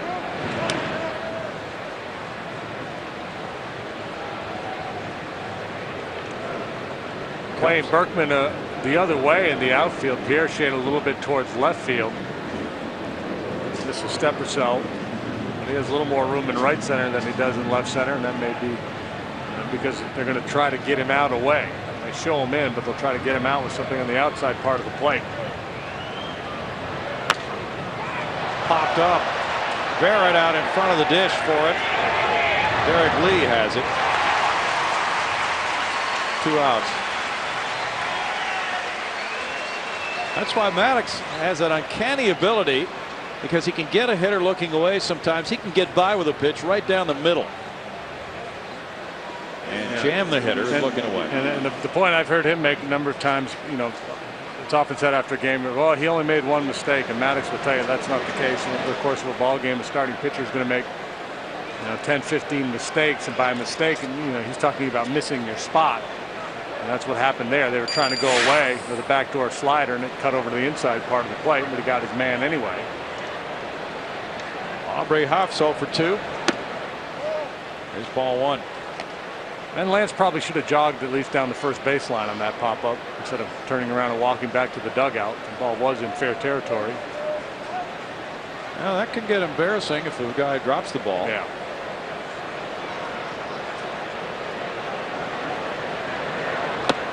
Good pickup there by Barrett on that pitch to the backhand side of the dirt, and it's 2 balls, no strikes. Aubrey Huff might be the best Tampa Bay Devil Ray ever. The voting is started for each club's best player ever. It's a new promotion. Fans can vote online for it. It'll be interesting to see how it comes out for the different teams. You can go to Astros.com and do that at the MLB site. The Astro candidates are Baggy and Bish, Nolan Ryan, Larry Dierker, and Jimmy Wynn. And you can also write in a player, can't you? Yeah, I think you can. It might be time to start campaigning.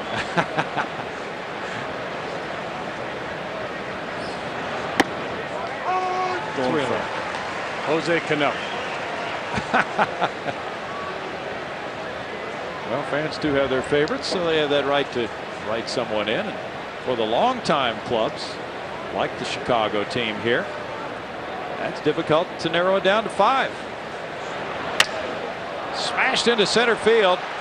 Burke takes the turn, goes for third. Juan Pierre throws into the shortstop, Cedeno. Ball gets away a few feet. Burke had already stopped at third. It's first and third, 2 outs on the Huff single.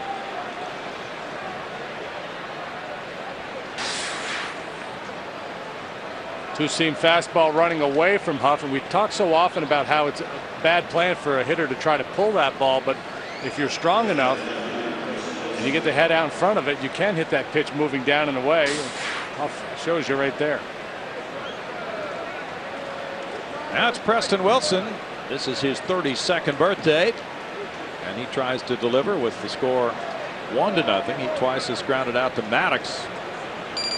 Got to get a knock on your birthday. You might as well do it now with the man on third. That's right.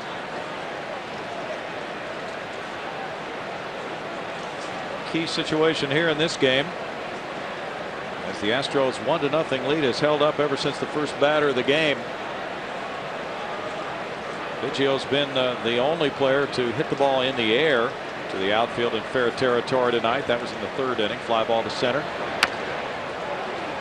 Wilson chops it. Strike 1. Maddux, the ground ball specialist. And this is pretty typical of him.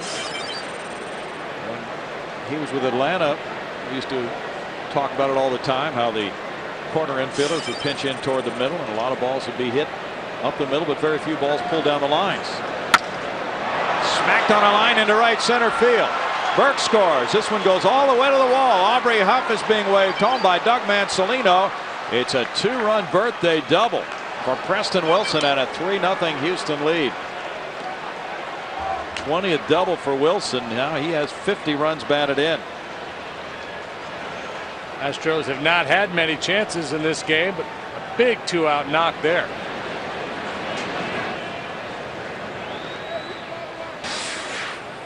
Maddux gets this fastball up. Preston hammers it to right center. He's got good power that way. Notice he spits every time he hits it? No. Yeah. I don't know if it's just when he gets hits or every time he makes contact. Burke scored from third, and Huff ran well coming in from first base.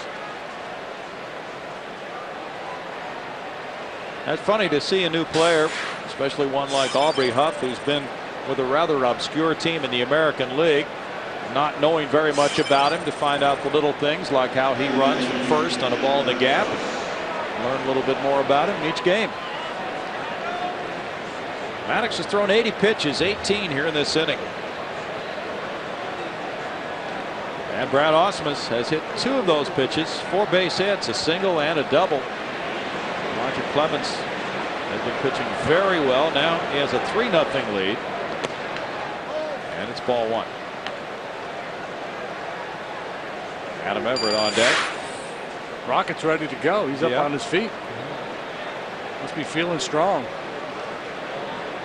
Meanwhile, the Cubs send a right-hander to their bullpen. 1 ball, 1 strike on Ausmus. Roberto Novoa. Maddux just made the last out in the 5th inning.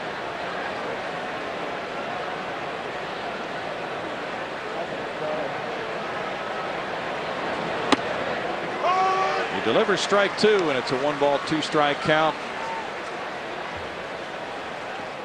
In-game box score shows you a homer by Biggio leading off the game. Mike Lamb, Lance Berkman, Aubrey Huff with singles, Wilson a 2-run double, Ausmus with 2 hits.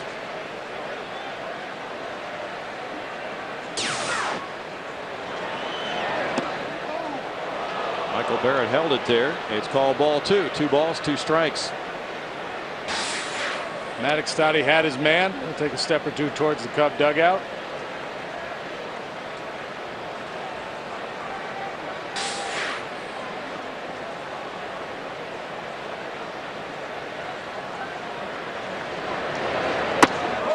And it's up and in.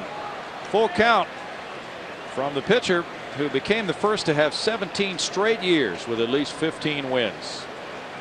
Last year he fell short with 13, but he worked 225 innings for the Cubs last season.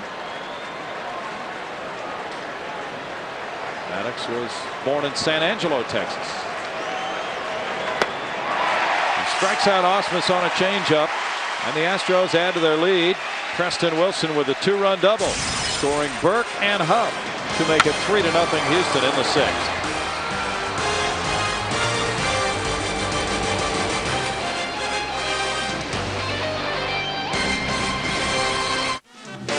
I get what I want, I go where I please. It's here, and it's big. The Ford Model Year Clearance. And that works for me. Possibility. 2006 Ford Super Duty. Nothing can outpull or outmuscle it. Now drive on us with 0% financing, plus we'll pay for your gas until 2007. That's 0% APR and we pay for your gas during Ford Model Year Clearance going on now at your Texas Ford dealer. With Borden half-price tickets, you can get some of the best seats in Minute Maid Park for half off Monday through Thursday all season long. Just grab a Borden milk gallon or half gallon at your favorite retailer. Bring in the cap to buy Astros seats for half price. You can save up to $15 on prime seats for catching a fly ball or even a home run. Just bring the specially marked Borden milk cap to the Astro ticket office. Pick a great seat to any Astros home game, Monday through Thursday all season long. It starts with the pure goodness of real fruit. But it takes special knowledge to bring out essential nutrients, while keeping the great taste only nature can provide. That's what we do at Minute Maid. For over 60 years, we've been blending the perfect balance of good health and great taste. All to make your day a little brighter. Minute Maid. There's goodness in every minute. Astros 3, Cubs no score. Bottom of the 6th from Wrigley. Go to MLB.com today and check out the brand new way to follow all the action around the league with the MLB.TV Mosaic. You can watch up to 6 games simultaneously on one screen. It's the highest quality video of live baseball you can watch on the internet. Check it out. www.mlb.tv. So, probably get something like that, huh? Yeah. There you go. Well, there's one screen with Roger Clemens dazzling. Getting Ronnie Cedeno to chase. Striking out Derek Lee. He has struck out 4 in the first 5 innings, giving up just 2 hits. Doubles by Jones and Pagan. And now he works to Juan Pierre. There's strike 1 to Pierre, who's 0 for 2. Roger worked awfully hard in the 2nd inning, but other than that, he's been able to work fairly efficiently through the innings here tonight. Looking strong. One hopper goes over Aubrey Huff and into left field. A chopping single by Juan Pierre. And prior to that, the top 4 Cubs hitters were a collective 0 for 8 without reaching base. That's the beauty of speed. Because of his speed and his ability to bunt, the third baseman has to play in, and what might otherwise be an out turns into a knock. Pierre has 11 bunt hits this year. Third baseman has to respect that.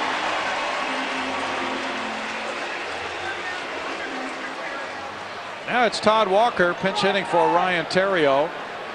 Walker with a .349 career batting average against Clemens. Comes up with the Cubs trailing 3-0. And the throw goes over on Juan Pierre, who is 2nd in the league in steals with 32. He's been caught 10 times. Trevor Miller begins to loosen. .285 for Walker, 4 homers, 35 runs batted in. As a pinch hitter, 2 for 7, 2 runs batted in for Todd Walker, the LSU star. The one LSU man replaces another. Theriot going 0 for 2.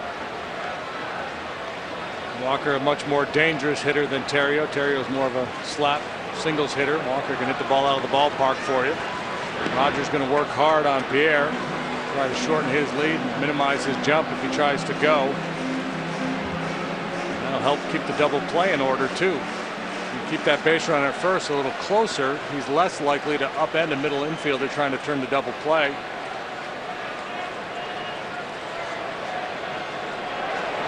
Runner goes. Osmus with the throw, not nearly in time. An easy stolen base for Pierre. It's 33rd.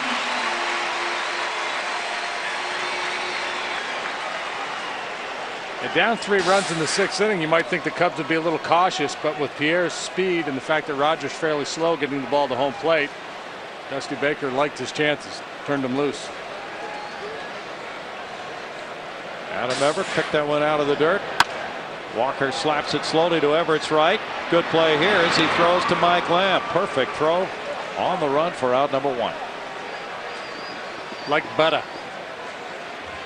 He is so smooth. Only 4 errors this year.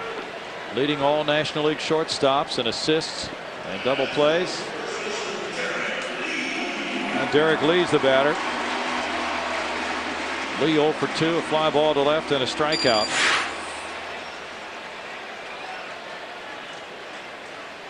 Lee won the batting crown last year with a .335 batting average. He was 2nd in homers with 46 and 7th in runs batted in with 107.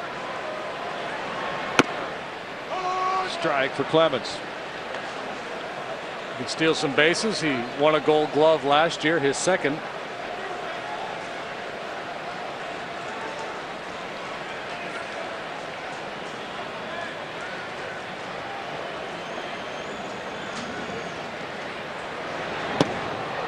Chases there, and it's no balls, 2 strikes. That ball came up looking like a fastball, and then wow, what a different route it took. It's a great pitch. A splitter.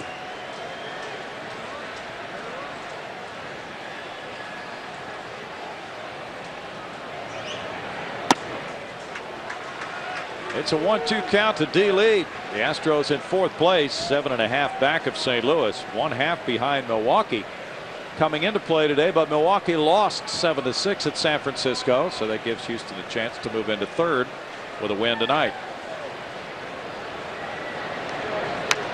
Tony Gwynn's son got his first major league hit in that game. Did he?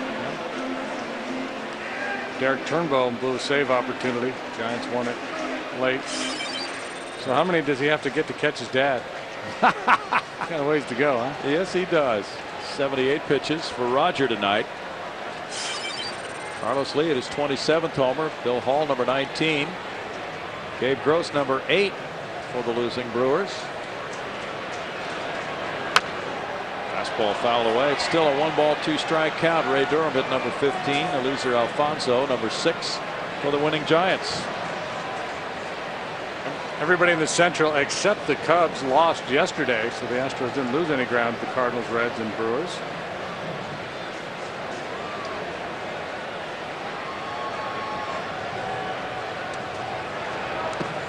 In the dirt for ball 2.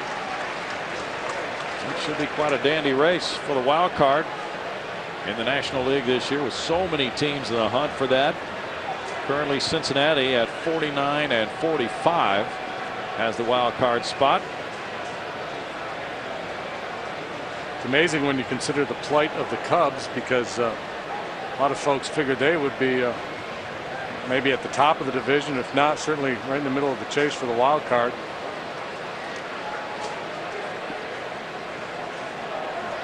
Oh, the surge the Atlanta Braves have put on. They are now only 4 games under 500. They've won 7 straight. It's 3-2 to lead. Phillies won at San Diego 5-4. San Diego was leading LA and San Francisco by 3.5 when play started today. The loss takes the Padres down to 6 games over 500. Trevor Hoffman took that loss. Tom Gordon the winner. Lee strikes out. Number 5 for Clemens. That was a good battle. A number of the Cub hitters have had long at bats, but the result has usually been in the Rockets' favor. And winning the confrontations tonight, and again another example of a pitcher not hitting his spot but getting a positive result, trying to go away with that fastball. Got it in, but up above the hands. Ramos Ramirez has bounced out twice to the left side. He looks at ball 1. Osmus held the ball before throwing it back. Body language indicating anyway that he disagreed with the Larry Vanover call.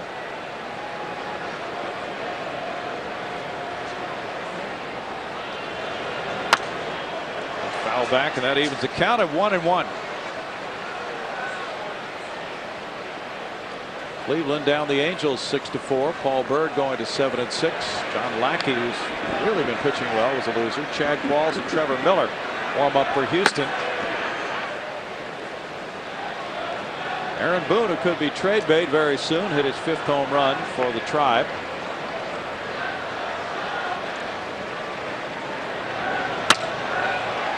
Biggio to his right, down on a knee. Gets the final out here in the 6th inning, and the Astros continue to lead 3-0.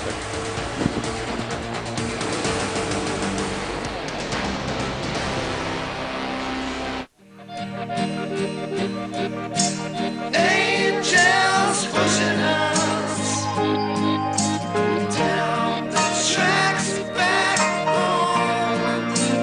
Way is long, but the fire's burning strong as a stone.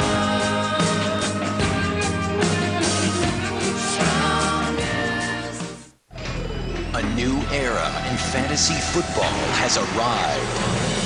Fox Fantasy Football is completely free with the most advanced features anywhere, including a draft kit, custom settings, and live scoring, all free of charge.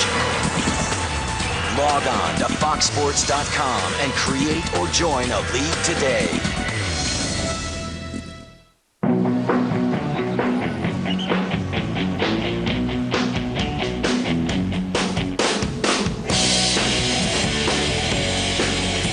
What if you could go to the biggest music event of the year? What if you could go there every week? Welcome to CD USA! All your favorite artists, all on one show. And it's only on DirecTV. CD USA. Call 1-800-DirecTV today.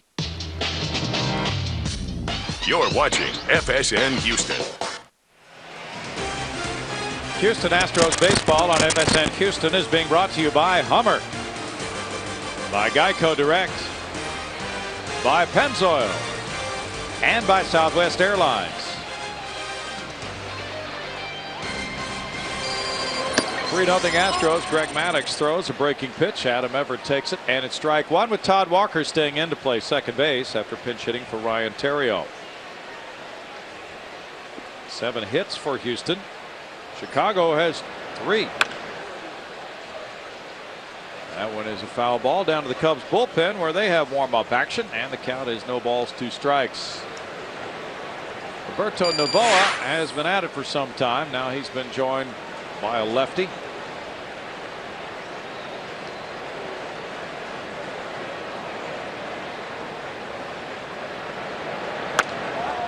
That's foul back, and still the count is no balls, 2 strikes.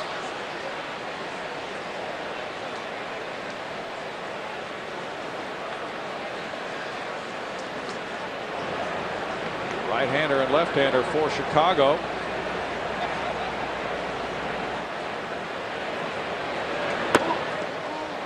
And the count goes to 1-2. Chicago lefty is Will Oman.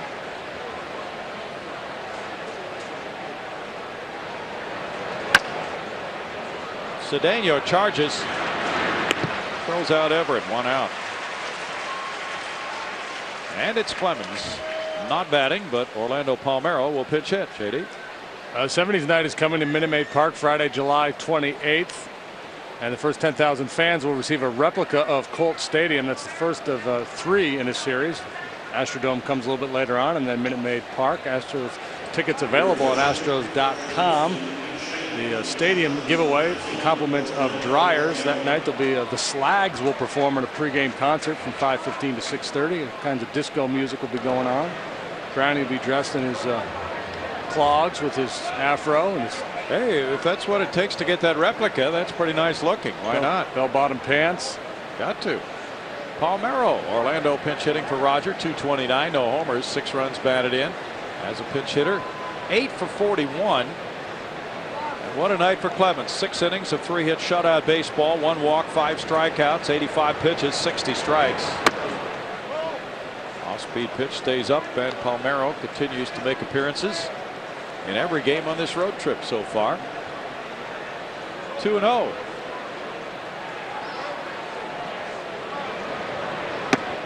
Maddux misses and falls behind. 3 balls, no strikes with Craig Biggio on deck. Former Cub Sammy Sosa is not retired, and he's saying that he's going to make a comeback. Really? Yep. With whom? Well, he's going to put himself out there and willing to come back for the right offer. Willing to play independent ball like Jose Canseco? I'm not retired. I'm young and happy, he said to a radio station in Santo Domingo. 3-1. 66 home runs, and yet he did not make the Cubs ballot for the 5 best players in their history. To left center field. 2 outs as Pagan gets to it. And it's Biggio batting. Maddux, one of those pitchers who could stay in the game for bonus innings after giving up 2 in the 6th, as he did. Still be effective, still keep his club close.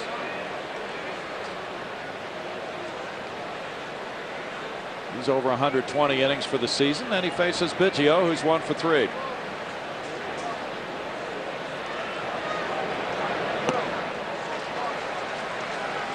Strike to Bitch. Wade Miller continues to try to work his way back from surgery. He's been on a throwing program for the Cubs. Meanwhile, Maddux at age 40 keeps on plugging.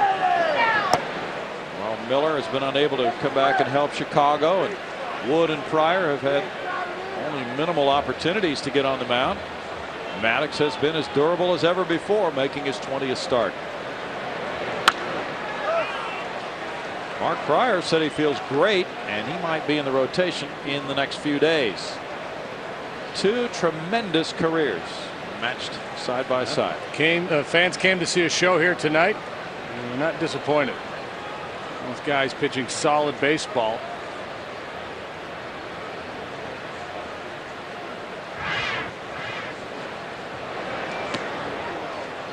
One ball, two strikes. Alex has had only 3 3-ball counts tonight.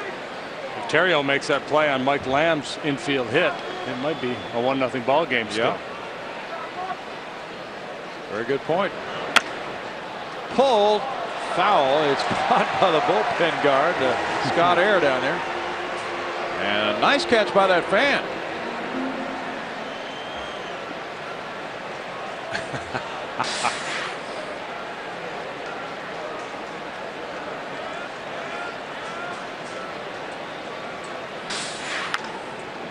Joe, it's a fair ball blocked by Ramirez. It came up on him and he regroups to get him. In a 1-2-3 7th inning, the Astros continue to lead at 3-0. For more on the Astros, we send it to the desk at our Toyota Truck Game Break.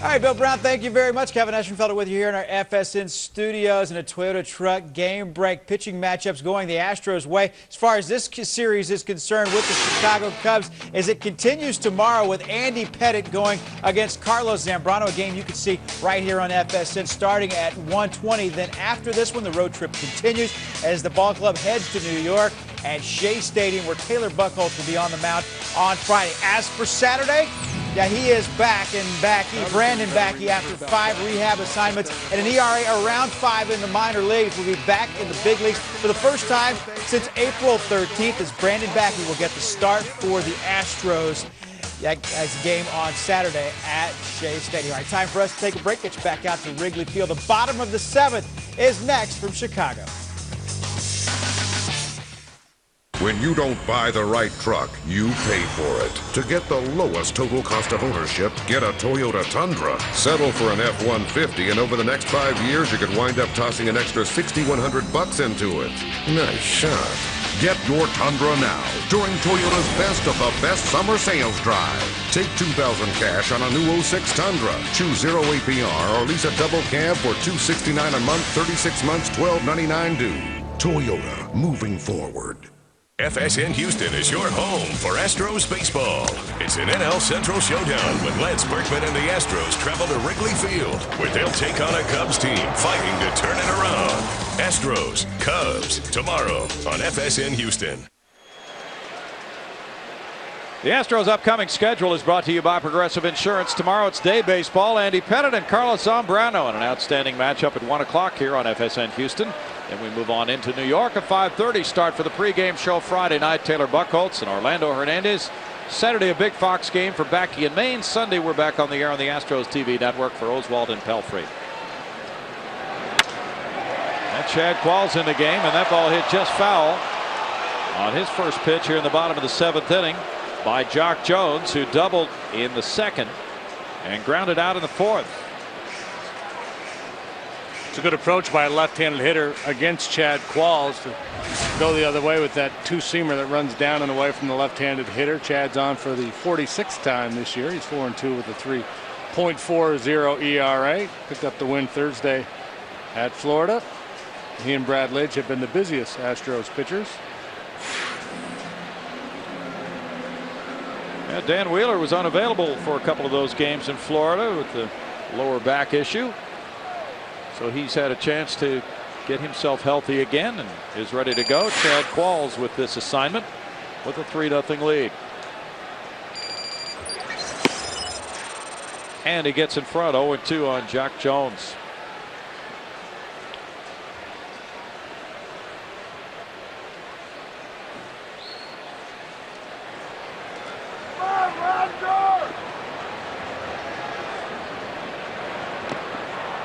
He swings and he misses. Ausmus gets the ball down to Lamb to complete the strikeout from 2 to 3. Number 6 of the night for Astros pitchers.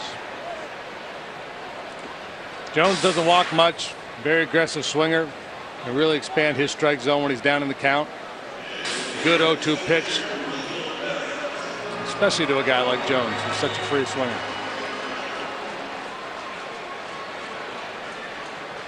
Fortunately, the rain has stayed away tonight. Michael Barrett is 0 for 2. 2 ground ball outs for Barrett.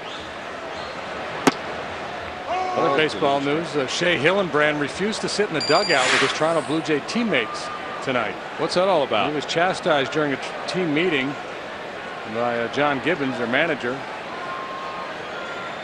They're kidding. He refused to sit in the dugout because he was chastised in the team meeting. He was upset because he wasn't in the starting lineup again, and nobody in Toronto's front office congratulated him on adopting a baby girl last weekend. Oh, that's the report from the Associated Press. Okay. So Gibbons apparently jumped him a little bit in the pregame meeting. Hillenbrand opted not to join the club. I bet you get traded pretty soon. Pretty good chance of that. 1 ball, 2 strikes. If you can't even show up on the bench and support your teammates, then that doesn't speak for being a good teammate.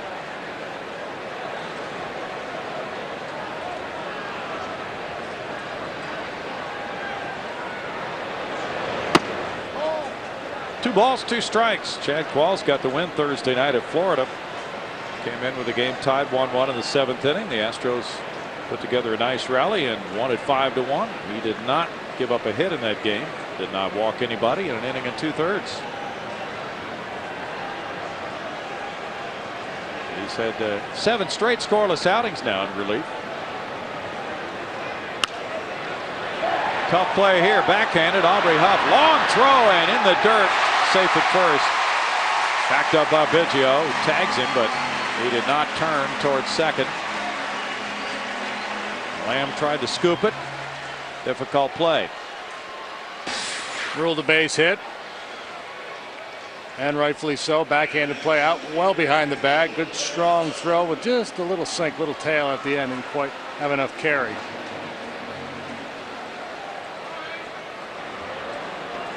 And it hit the runner Barrett. He was looking around to see where the ball was. And Karen to Biggio.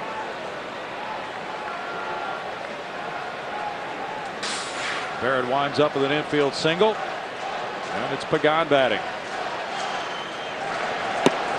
And swinging over a slider for strike 1. Pagan with a walk and a double.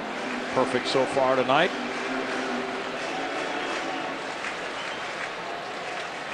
Now lefty Scott Air has started to get loose in the Cubs bullpen.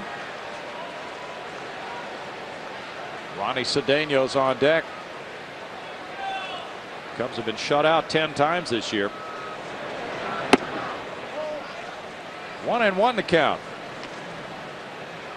And they have struggled here at Wrigley, where they're 16-27. They've dropped 14 of their last 18 home games.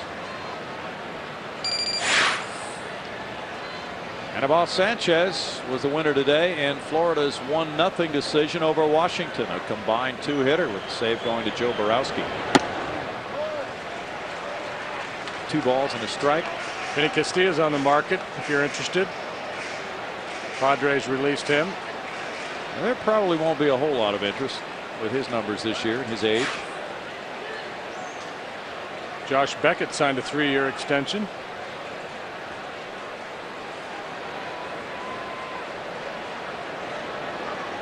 They probably took care of him pretty well. Bounce foul. It's 2 balls, 2 strikes.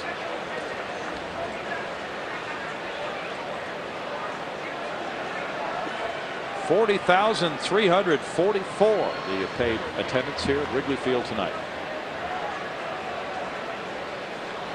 Slightly above the average of 39,000 plus for the Cubs this year. There's Scott Air with that low ERA. Ready by now in the bullpen. Meanwhile, Trevor Miller, the Astros lefty who's warming up, continues to do the same. Brandon Backey will come off the disabled list, and he's been on the 60-day DL to pitch Saturday afternoon in New York. Biggio with the flip. Everett, the middleman, on a 4-6-3 double play. Just nipped Pagan at first base, and it's no runs a hit as the Astros turn their 112th double play. They continue to lead it after 7, 3-0.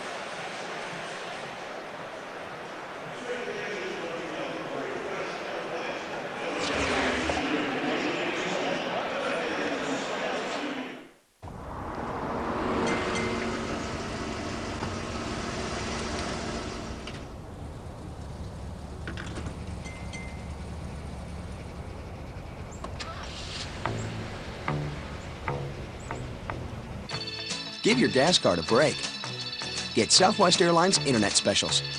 Just $49 one way from Houston Hobby to these cities. Purchased by July 27th.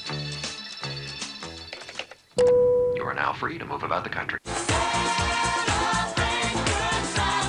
Lincoln Mercury has some of America's hottest selling new models. And to celebrate, every 2006 Mercury car, SUV, and minivan starts with nothing but zeros during the Lincoln Mercury Celebration Clearance. Get the 32 MPG Milan, winner of the Best Midsize Car Award.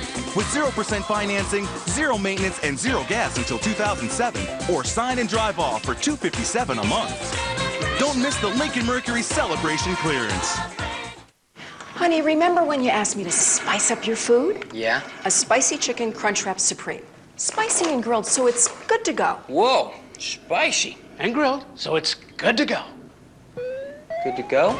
Good to go. The new Spicy Chicken Crunchwrap Supreme. Shredded chicken simmered in Mexican spices with melty, crunchy, cool Taco Bell tastes. Loaded into a flour tortilla and grilled, so it's good to go. He's good to go. For a spicier way to go, think outside the bun. Whether you like Jack Daniels mixed, straight, or on the rocks, there's really only one way to drink it. Responsibly.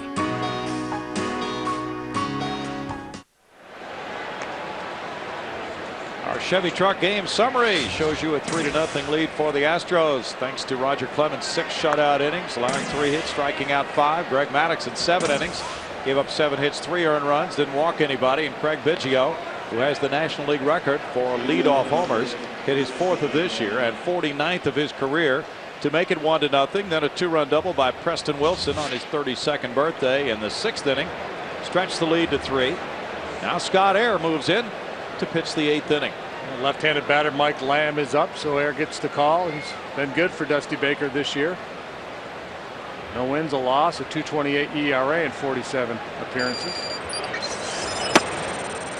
Deals ball 1 to Mike Lamb, who got that infield hit in the 6th inning. Leading off the frame, a ball Ryan Theriot couldn't handle and threw wide of first base.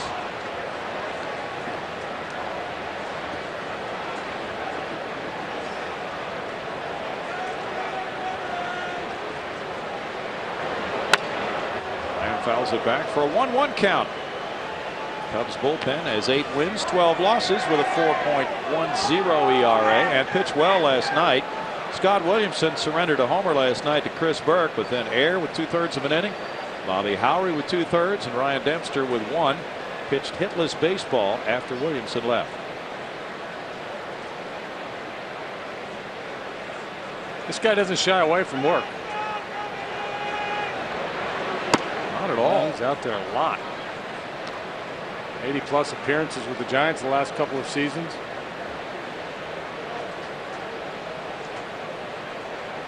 That's why he was attractive as a free agent commodity. Over the winter, the Cubs signing him to a multi-year deal. 34 years old. Scott's from Inglewood, California. Foul back by Mike Lamb for a 2-ball, 2-strike count. And the Astros have not been able to dent his ERA in games he's pitched against Houston this year.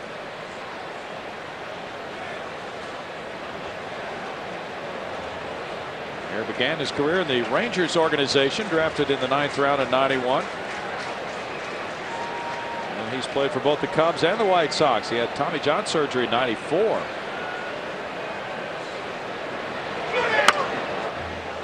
Still a 2-2 count.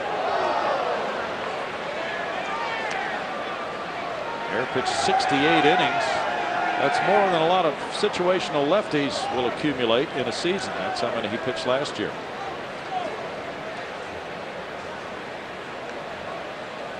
Zach Duke, Pirates lefty starter, won his 7th today, beating Colorado 6-5. Jason Jennings, the loser. Mike Gonzalez got his 15th save.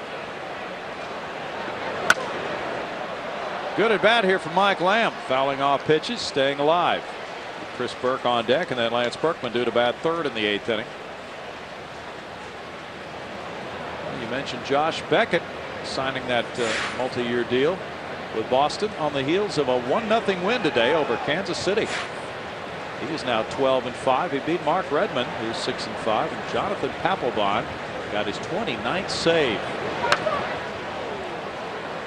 Papelbon being considered by a lot of writers right now as not only a strong Rookie of the Year candidate, but some are touting him as the American League MVP, JD. By that. Of course, I have a different opinion than a lot of those guys. Doug Mansolino, the coach at 3rd, hoping for some business here in the 8th inning. Hard to be the MVP when you pitch 50 innings a year. Yeah. Mike Lamb. Eckersley did it. Willie Hernandez did it. Eckersley, by the way, has endorsed Mariano Rivera as the best reliever that he's ever seen.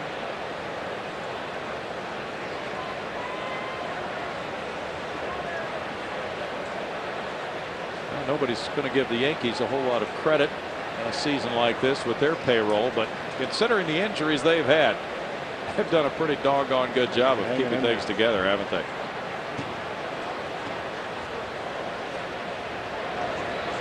Yankees began the day a half game behind Boston. And fouls another one. Still 2-2. Talk a lot about Mike's ability to hang in against left-handed pitching. He's not really hitting for a good average against lefties this year, but he usually gives them a pretty tough at bat. 9 pitches in this confrontation, and it all comes down to that front shoulder. Keeping that front side in, give yourself a chance with that slider moving away. If you open up too soon, you got no chance on that pitch. You just got to trust that you can be quick enough to get to the inside fastball. He's kind of in defense mode right now, just battling. Still 2-2. Scott Air working hard.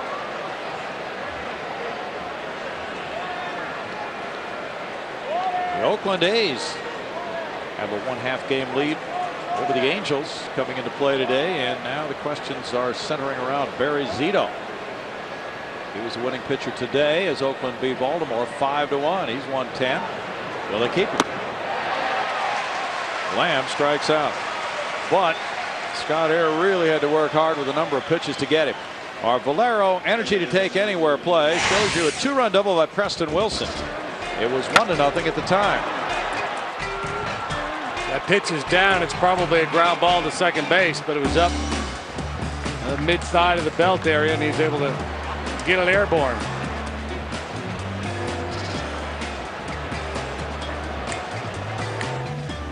Nice birthday present to his teammates. Chris Burke is 0 for 3. He scored on that double after reaching when he bunted into that play at third base. And Burke takes ball 1.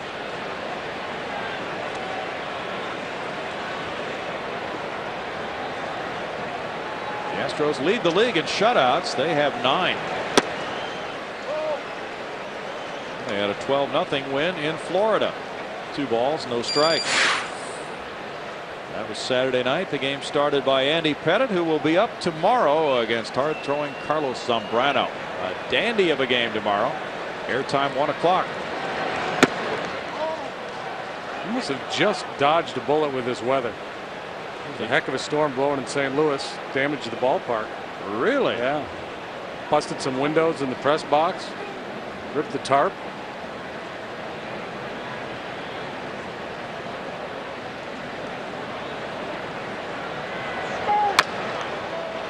Burke green lighting on 3-0, fouls it back. 3 balls, 1 strike. Chris came into this game with a .450 career batting average against Cubs pitching. Lance Berkman on deck.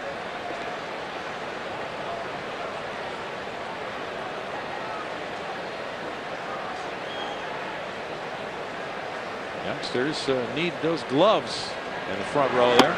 Foul balls. 3 balls, 2 strikes. Check this out. Right after the national anthem, dark clouds moved over the ballpark. Dust began swirling 20 feet in the air. Several fans could be heard yelling as they scattered for cover. Really? About half the plastic window sheets protecting the press box popped out of place, and one of them flew into the stands. Burke walks. First walk of the ball game by an Astro hitter tonight. Dusty Baker's club trying to battle to come from behind here, and Lance Berkman will be thinking in the other direction. He's 1 for 3.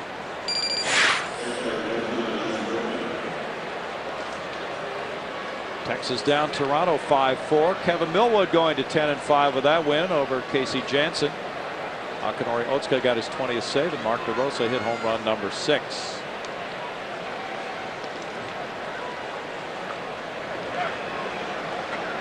Tightly bunched AL West right now. 5 games separating Oakland and Seattle from top to bottom coming into play today.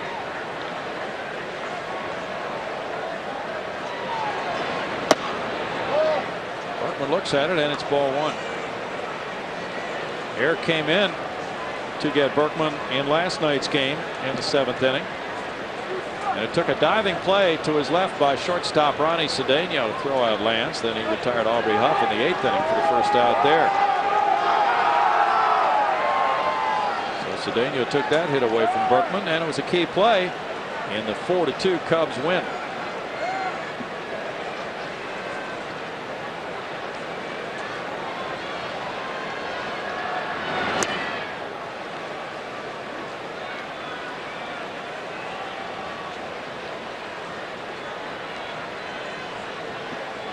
Detroit beat the White Sox 5-2 to square that series in 1 game each. Jeremy Bonderman going to 10-4 with a victory over Javier Vasquez.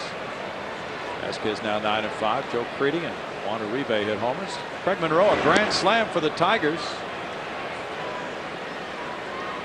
So Detroit, even though having lost 5 of 6 to the White Sox coming into that game tonight, gets a big home win and has to pump up Jim Leyland just a little bit.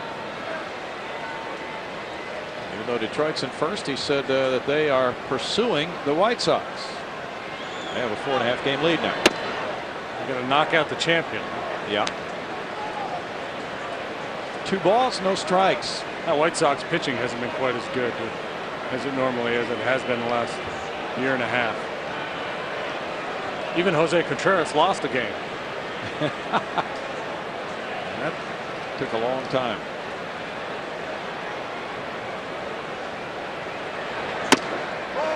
Throw to first base. Burke back, and it's ball 3 to Berkman. 3 balls, no strikes. I think Ayers now matched Maddux for 3-ball counts in this game.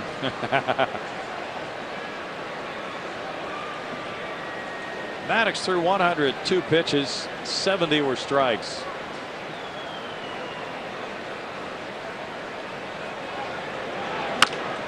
Fly ball left, Pagan.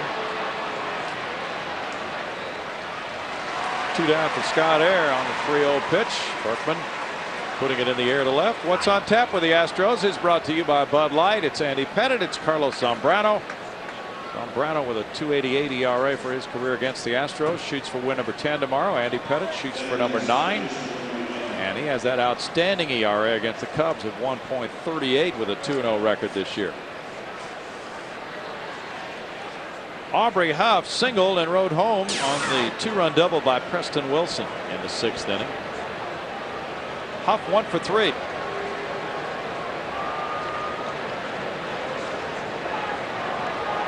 Man, this guy takes his time. He certainly does. Dodgers in Arizona played 2.5 in the desert. 0-0. Derek Lowe going for Los Angeles tonight.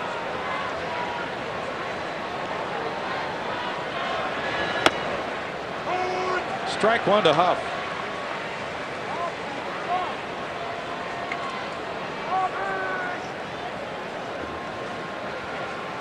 There's brother still with the Twins?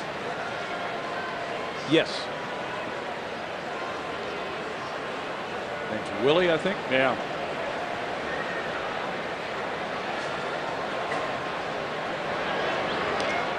Well, the Twins have lost a couple of outfielders this week, though. Torrey Hunter went down, and one of the other guys in their outfield went down, too. It's a bad time of year to be trying to stay in a race with the division they're in when you're losing key players, and you don't want to part with young guys to try to make a deal to get better. Minnesota 9.5 games behind Detroit coming into play tonight. They've played a really good baseball for 6 weeks, 2 months now. Just not making up a whole lot of ground. They finally got underneath that 10-game, that double-digit deficit threshold. They've won 5 in a row coming into play tonight. Still 9.5 back at the Detroit club. 1 ball, 1 strike. It can be frustrating to go on a run like they've been on, win night after night almost, and look at that morning paper and you're just not making up any ground. You know it. Burke 7 for 7.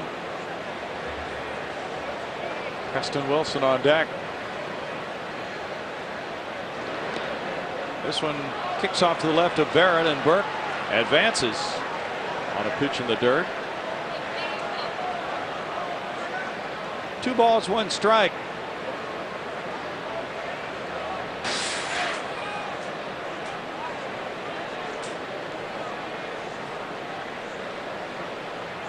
What's your call on that one? Well, it's a wild pitch, but it wasn't a real solid effort by the catcher. No. And we got into a conversation last night about Michael Barrett defensively. I showed you some numbers that weren't real pretty, but there's a pretty good indication there. Not real adept at blocking balls. No, he didn't really shift over on that. Just tried to pick it instead of blocking it. Juan Pierre's calling at center. Of course, he might be asleep with the pace that Pierre's pitching at here. No runs, no hits, and a man left. Don't go to bed yet. It's 3-0 Houston.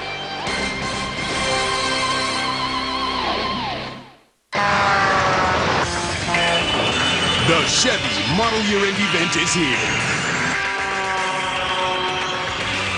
Now's the time to get the best selection on a great lineup of 06 Chevys. So make your move. They're going fast. Plus, right now, qualified buyers can get 0% APR on almost every 06 Chevy. Claim yours before they're gone. See your Texas Chevy dealer.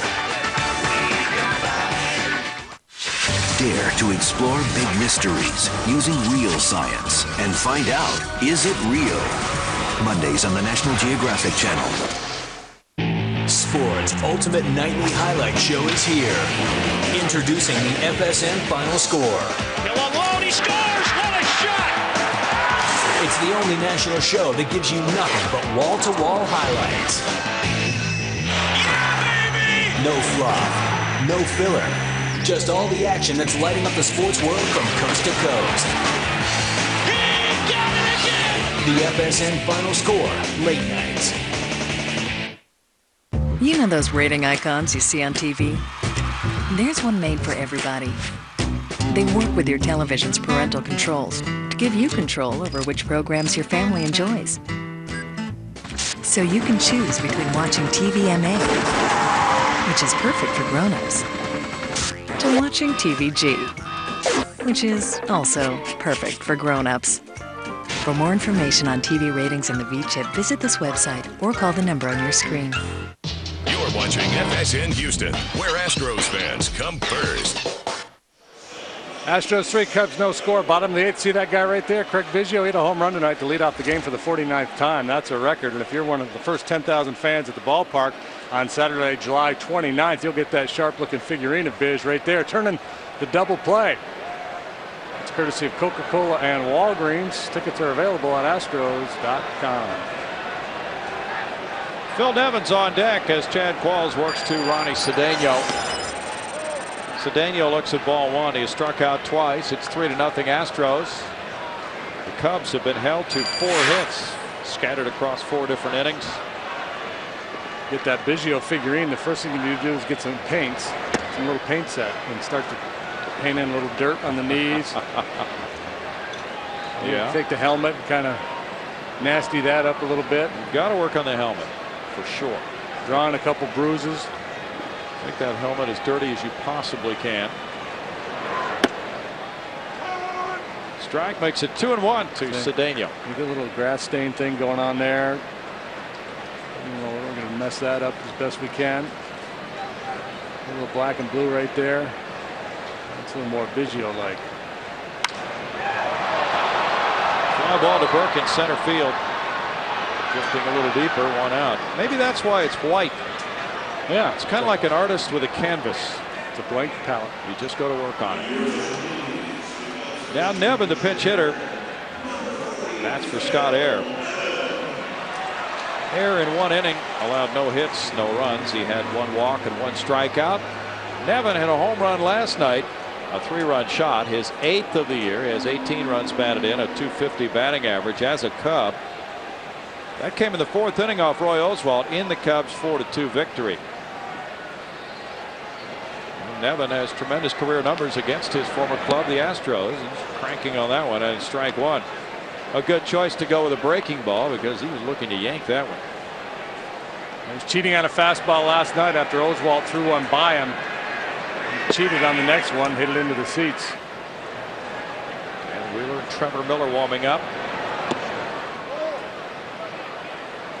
1 ball, 1 strike. Nevin realizes, of course, that he could be trade bait. He's 2 for 7, including 1 pinch hit homer this season, but he continues to maintain that the experience has been a great one for him in a Cubs uniform. Each and every day he puts on that uniform. 2 balls, 1 strike, traded by the Rangers, and he helped at first base when Derek Lee was out. Now there's quite a bit of question how much playing time there remains for him if everybody stays healthy on the Chicago ball club.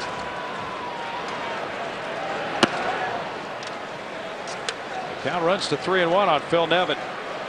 That's a fastball that you throw when you're not comfortable making that pitch. He's a good fastball hitter, and Chad just overthrew that one, asking for a little something extra. Nevin, the first player drafted when Houston took him in '92 from Cal State Fullerton. Raining? Might be. Yeah. People starting to take cover. You can smell it a little bit. Yeah. Finally. Not that we want to see it rain hard enough to stop play here, but we knew it was coming. You could just feel it in the air all night long. We're sitting in a cloud here. It's like it's body heat hot is what it is. You ever see that movie with Kathleen Turner, Body Heat? Oh yeah. That's how hot it is. It's coming down pretty steadily, and it may be with us for a while if the forecast is true. Hopefully they can play right through it.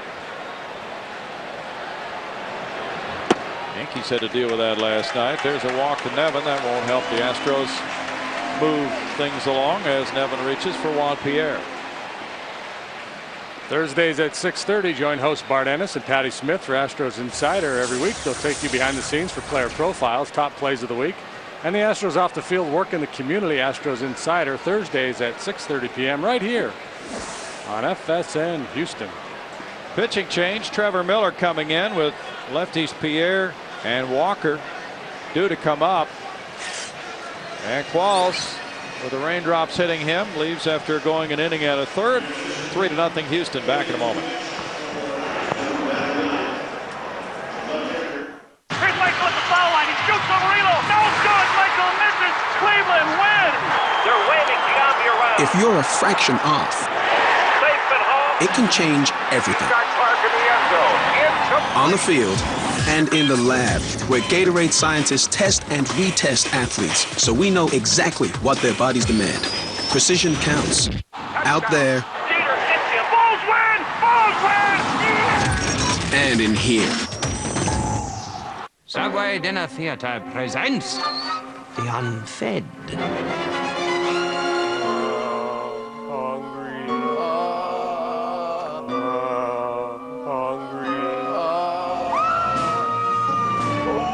I smell a blockbuster.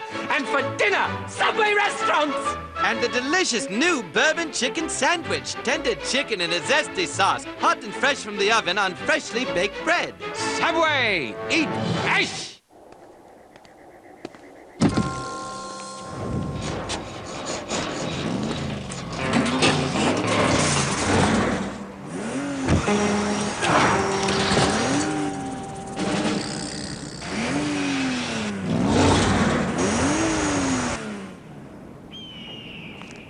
engine knows what it wants. Pennzoil Platinum. Relearn what you know about synthetic at pennzoilplatinum.com.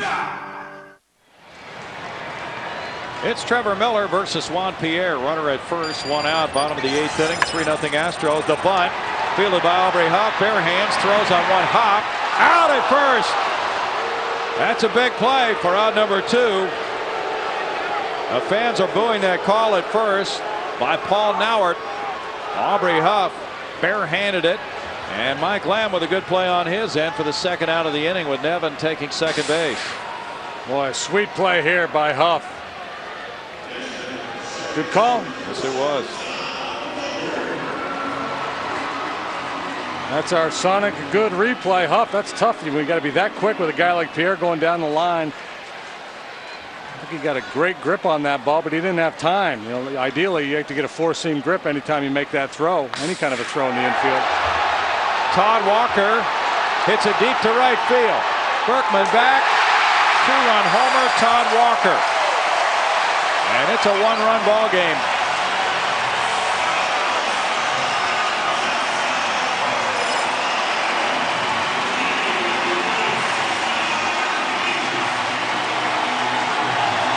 Home run number 5 for Walker, giving him 37 runs batted in. This is his first action since being the GOAT, or one of the GOATs anyway, in Sunday night's debacle for the Cubs against the Mets. So that swing of the bat has to feel sweet for him. Slider that was up in the strike zone. How big was that play by Aubrey Huff now? It looms very large in a 1-run game. Walker makes it 3-2. And that prompts another pitching change by Phil Garner, bringing in Dan Wheeler to face Derek Lee. Now the Cubs, who are next to last in the National League in long balls, get their 81st. They've been out-homered at home, 73-39. Walker gets them within a run. And it's Dan Wheeler. As we mentioned, he missed a couple of games in Florida, not available with a bad lower back. Got some treatment on that back, is feeling a lot better. And now coming in with a 1-run lead to face power hitting Derek Lee, and then Aramis Ramirez will be on deck. Lee 0 for 3 tonight. He has punched out his last 2 at bats. And you'd love to face Lee with a couple run cushion, because, you know, with 2 outs and nobody on and a dangerous hitter on deck, you don't want to walk him. But you got to be careful because he's such a dangerous hitter. No margin for error now for Wheels.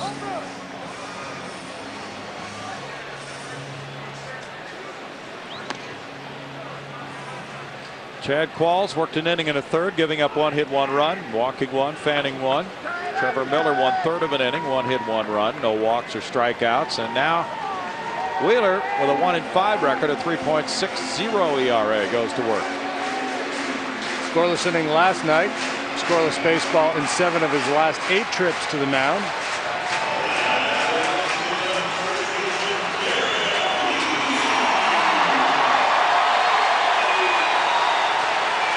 The bag comes off. Don't be a front runner. If you're going to wear the bag, wear the bag. Lee is 0 for 3. Fly ball to left and a couple of strikeouts.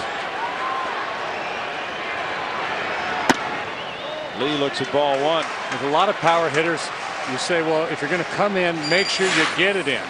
With Lee, if you're going to go away, make sure you get it down there on that corner, because he has great power to the middle of the field the other way. It's great extension. If you're going to go down and away with him, you make sure you hit that spot. That was dangerous. 1-1.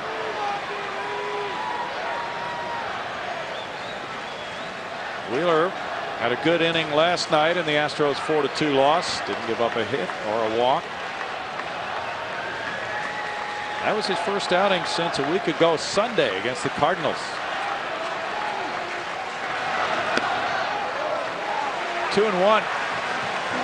Speaking of the Cardinals, they finally got underway, and Atlanta got a run in the top of the first inning off Chris Carpenter.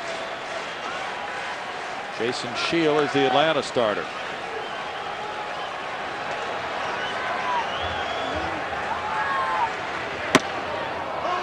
right on the edge for a 2-ball, 2-strike count. It'll be interesting to see how that Atlanta-St. Louis game plays out, because the Braves have been going nuts offensively. See if they can do it against a guy like Carpenter. Per 9 innings, there's the breakdown on the numbers for Wheeler.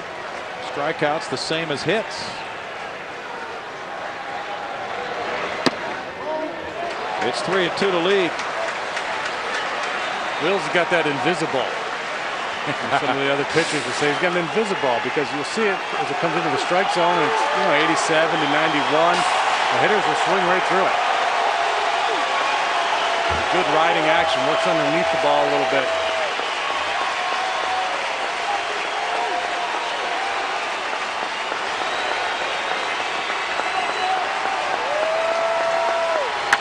Lee up the middle, singles to center field.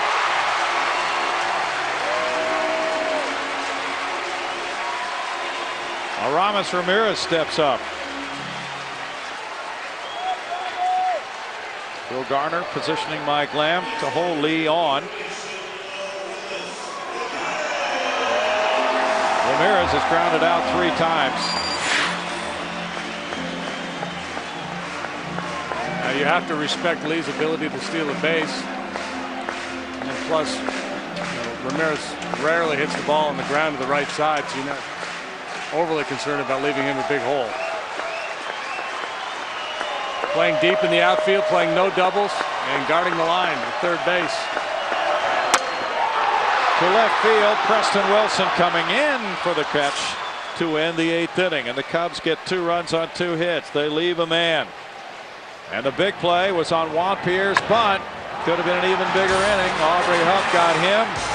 Walker followed with a 2-run homer to make it 3-2. Astros heading to the 9th.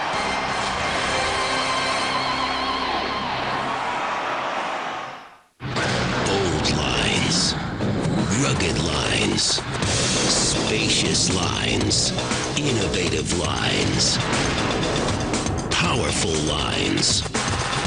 And now you get the bottom line during Nissan's national sales event. Like $37.50 total cash back for Texas residents on the Nissan Texas Titan. See your Nissan dealer. Offers end July 31st. And that's the bottom line.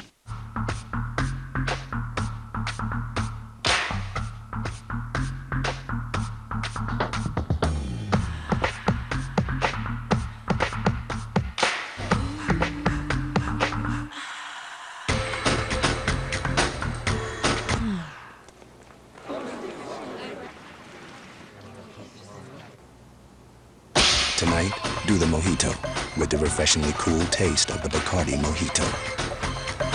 Go under the lights with FSN Southwest.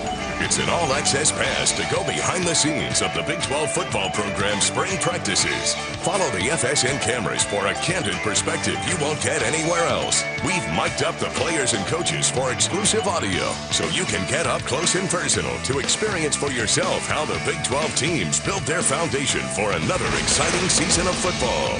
Under the lights, Big 12 All Access, Sunday on FSN Southwest. Houston Astros baseball on FSN Houston is being brought to you by Southwest Airlines, by the Progressive Insurance Group, by your Texas area Ford dealers, and by Bacardi Rum. From Wrigley Field, 3-2 Astros. We move to the 9th inning. Bobby Howry on the mound. Pitcher number 3 for the Cubs comes in with 3 wins, 2 losses, an ERA of 3. He's a power pitcher. He has 41 strikeouts in 45 innings. Fastball, slider, splitter. But mostly fastballs. Comes right after the hitters with a good lively heater. And there it was. Foul back by Preston Wilson for strike 1. Wilson with a 2-run double in the 6th. 1 for 3 on his 32nd birthday. Brad Ausmus on deck. Adam Everett due up 3rd. Brad Lidge warming up in the Astros bullpen. Jones, Barrett, Pagan due up in the last of the 9th.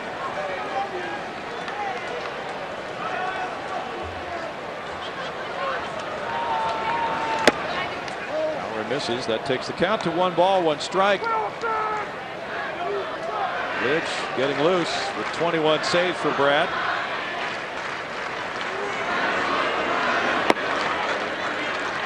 5 of Howry's 6 appearances this year against the Astros have gone well with no earned runs allowed. The other one brought him a loss here.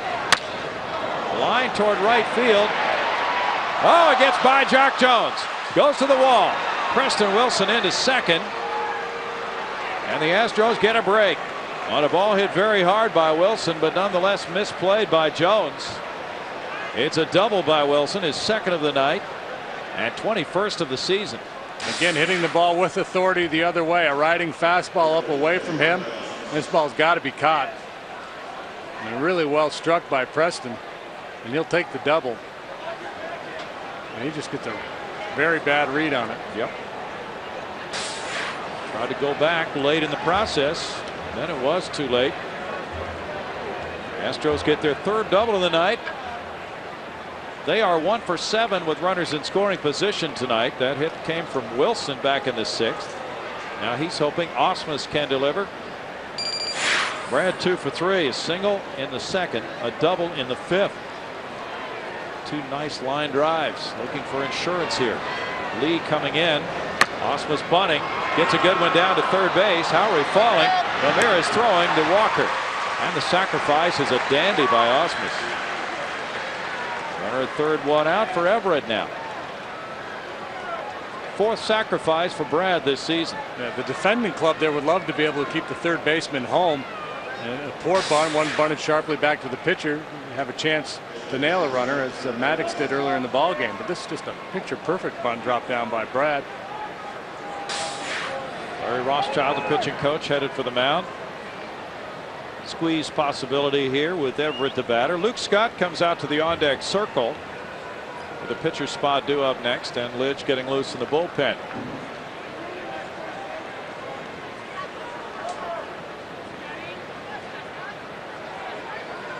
Everett has struck out and bounced out twice tonight.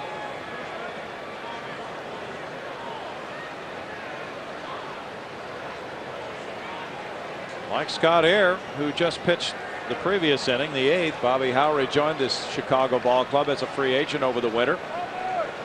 He'll turn 33 in early August. After an excellent year with Cleveland last year, 79 games and a 2.47 ERA, he made the move back to the National League after being drafted by the Giants in '94. Fly ball of just about any depth to center field will get the job done. Juan Pierre does not throw well at all. Howry is a fly ball pitcher. Infielders come in. Pitch out. Not that far out though. It's ball 1. That was an effort to combat a possible squeeze bunt call. And quite often that will entice the offensive manager into putting the squeeze on after the pitch out. Figuring there won't be 2 in a row, but there just might.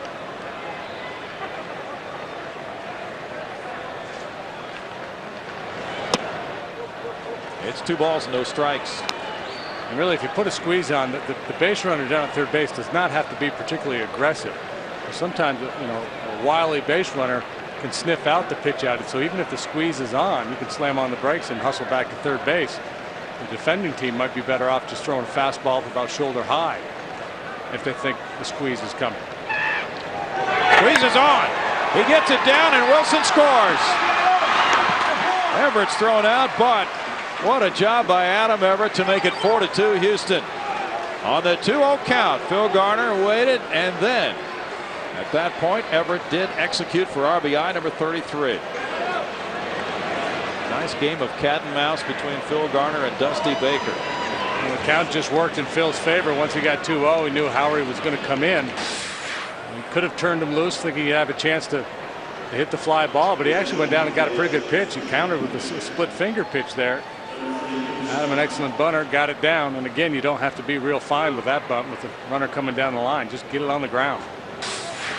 Now Luke Scott's the pinch hitter, batting for Dan Wheeler. Scott looks at ball 1. Scott's had some very good swings on this road trip. 4 for 12 in his career as a pinch hitter. This season he's 1 for 3 and he's driven in a run. Well, Wilson does come home with an insurance run to make it a 2-run lead. ball, 1 strike to Luke Scott.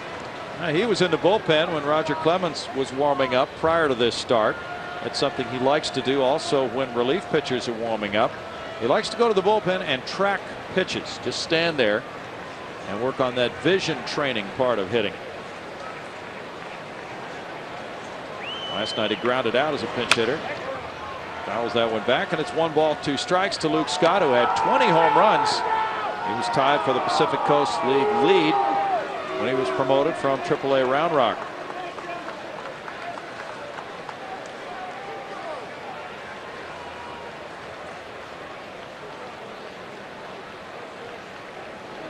Scott was hitting .299 at Round Rock. He had driven in 63 runs, which was second best in the league. There's a good pitch to swing at. He fouls it away. Still a 1-2 count to Luke.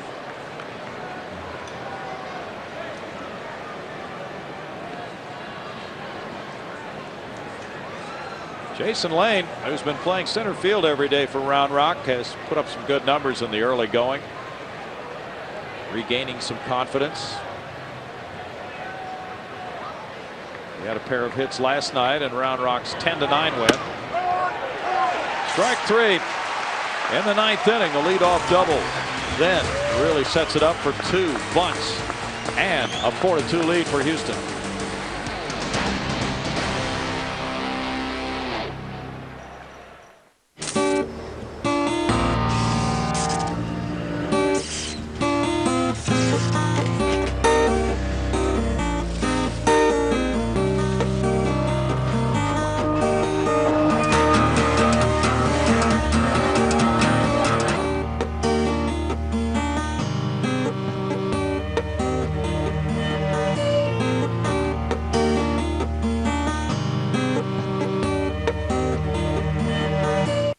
Looking for the perfect computer for back to school?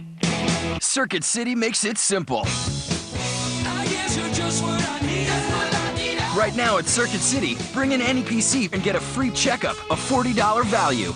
And save up to $320 on select desktops and notebooks after mail-in and instant savings. Like this HP Pavilion desktop PC featuring Intel Vive technology for just $739.99 after rebates. Circuit City.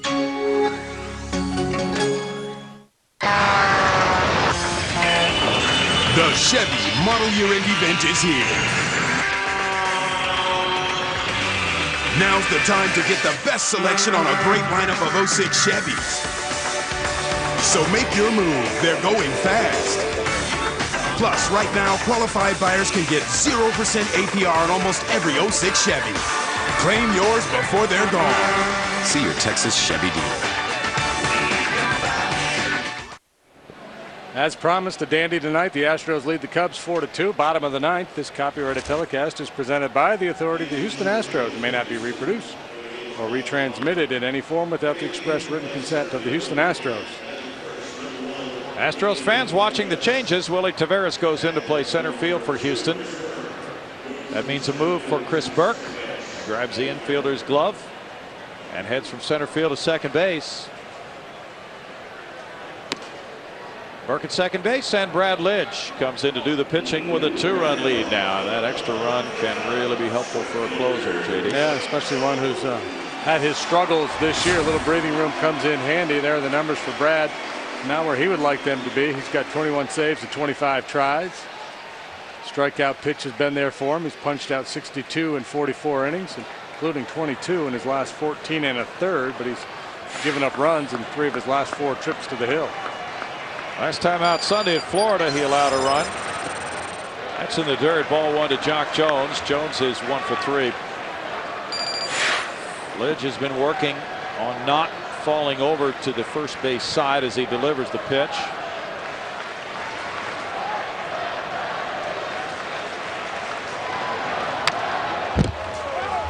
One ball, 1 strike. He continues to emphasize that command of the fastball is the key for him. Lefty's seeing him pretty well this year. They're hitting .309 against him. The right-hander's just a .170.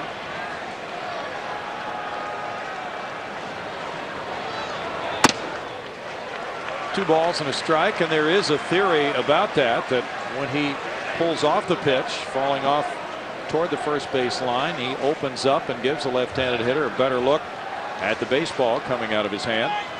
And more importantly, when he flies open, he leaves the ball up over the middle of the plate. Yeah. That one's in tight, but he's called for swinging, and it's 2-2 to Jock Jones. Must not have seen that one too well. It had some late movement on it. It's a good-looking bat. A little rosewood. Be a shame if it were to be broken here. Man, he is swinging, huh? He is up there hacking. But you know, it gets a guy like Lidge who throws 96 miles an hour, and we say it time and time again. Unless you're just lightning quick, you've got to get it started early. And sometimes the best thing you can do is just get a piece of that slider when you're looking heater. He knows about getting it started since he struck out all 3 times against Lidge. Pops it up. Osmus and Huff just out of play in the Cubs dugout. Still 2-2, and Jock Jones gets new life. Dugouts are close to the field here in Chicago. That makes it tougher on the pitcher. Ball that might have been caught in a different ballpark, although many of the new ballparks have this closeness to the action for the fans.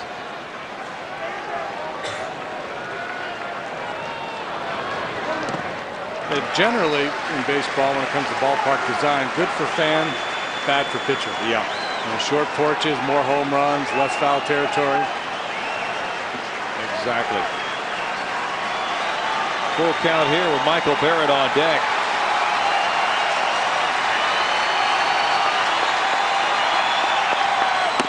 And Jones strikes out. One down for Lidge. He continues to throw hard and have good strikeout numbers this year. He just buries this heater. Off the plate inside, overmatched him. 63 strikeouts. This is his 45th inning. Astros fans hoping he can get 2 more. Turn out the lights. Rubber game tomorrow. Michael Barrett with ball 1. Barrett reached on an infield hit in the 7th inning.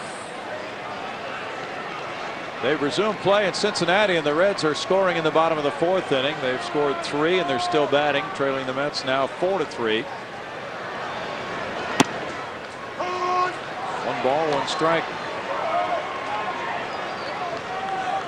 Steve Traxel is the Mets pitcher tonight. Atlanta 1, St. Louis 0. They're in the top of the 3rd in St. Louis after a long rain delay as well. Adam Everett goes out. Preston Wilson's calling. And in left center field, it's the 2nd out.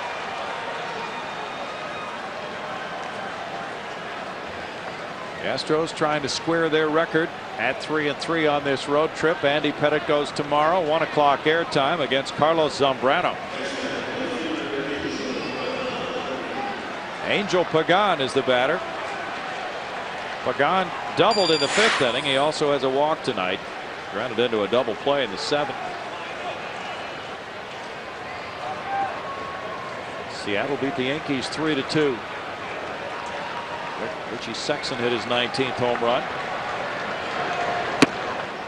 Lidge spots the fastball right there on the corner for strike 1. John Mabry's on deck. Cedeno is due up next. Mabry gives Dusty Baker a left-handed bat if the game continues. Fouled away, and it's 0-2.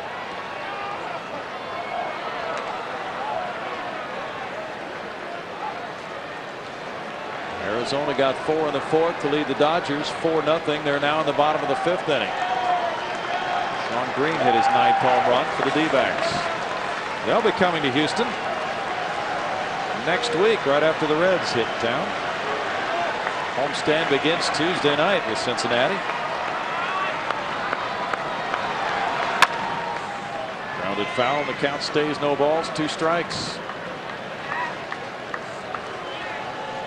Roger Clemens would be due to start that game Tuesday night, the way the rotation is right now.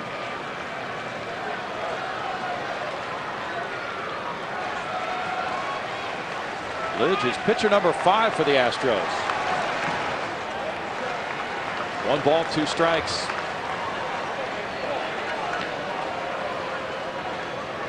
Lidge continues to lead all major league relievers in strikeouts this year.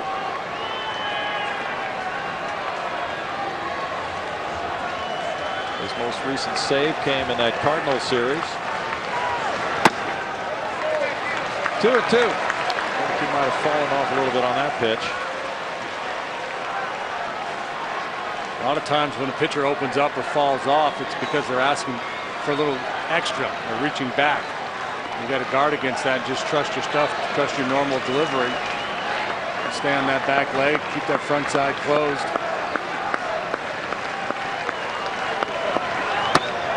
He struck him out, and Pagan is the final out of an Astros 4-2 win. Roger Clemens going to 2-3 with career win number 343 for the Rocket. Our player of the game is brought to you by Gatorade. Phil Garner's club now 46-49, and let's look at Roger Clemens' work tonight. Well, we had the Clemens Maddux matchup, and they both pitched quite well. Roger really on top of his game. 6 innings, 3 hits allowed, no runs, a walk, and 5 punch-outs. Cubs an anxious bunch, willing to chase some bad balls, but he got ahead of them and then was able to put them away. He's now alone in 8th place on the all-time win list. Preston Wilson had a lot to do with this one on his 32nd birthday. Final score, Houston 4, Chicago 2. We'll be back with more from the ballpark in just a moment. First, we'll be going to the studio for the Busch Light Southwest Sports Report.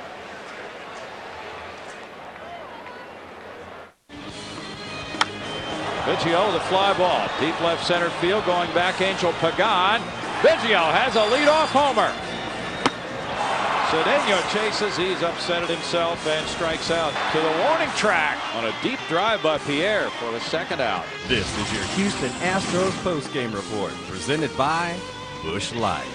Well, they say 40 is the new 30, and the Fountain of Youth clearly on display at Wrigley tonight. Welcome to the show, Dana Larson alongside 20-something Kevin Eschenfelder. Very good. Thank you very much. I'm not sure if that was an insult or not. Couple of guys who started pitching in the big leagues back when former baseball play-by-play man Dutch Reagan was in office. You know, you go back to 1984, that's when Roger Clemens threw his first pitch. Preston Wilson was 9 years old because he was born in 1974 on this day, and it was a good birthday for him today. So he is standing by with Bill Brown and Jim DeShays. Guys?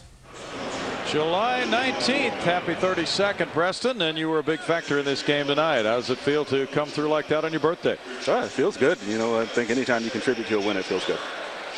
Two RBIs with the double in the 6th inning. I've talked to a lot of hitters over the years, against, you know, and I talked to them about their game plan against Greg Maddux, and some guys say you try to think with him, you got no chance because he's so smart. You take away one half of the plate, look away. Do you have a particular game plan against Maddux? Well, my big thing with him is I try to get the ball up.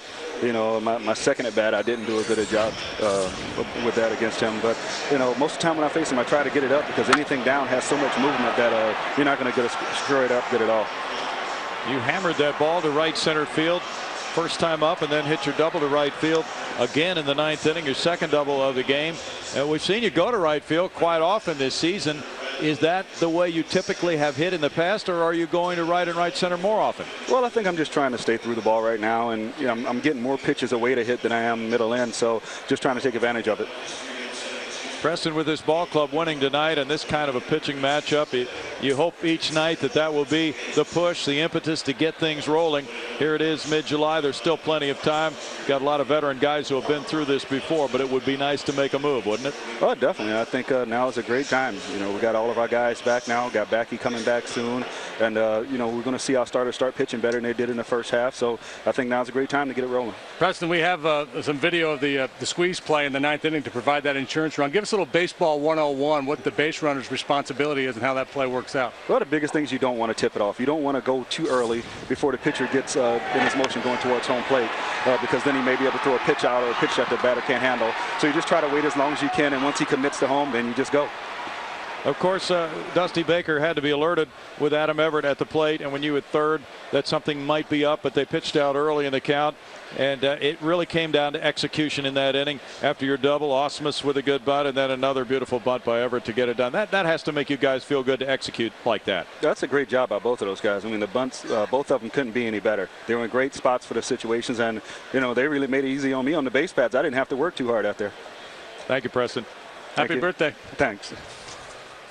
Well, it was a clinic on the base paths tonight and a clinic on the mound as well, as two 300-game winners going head-to-head tonight. Of course, Roger Clemens, Greg Maddux, highly anticipated matchup, which did not disappoint. Maddux the first chance to show off tonight. Second pitch of the game, and it's gone. Craig Biggio with his all-time National League leading 49th leadoff home run, 36th RBI of the year, and it's one zip Astros after 2 pitches.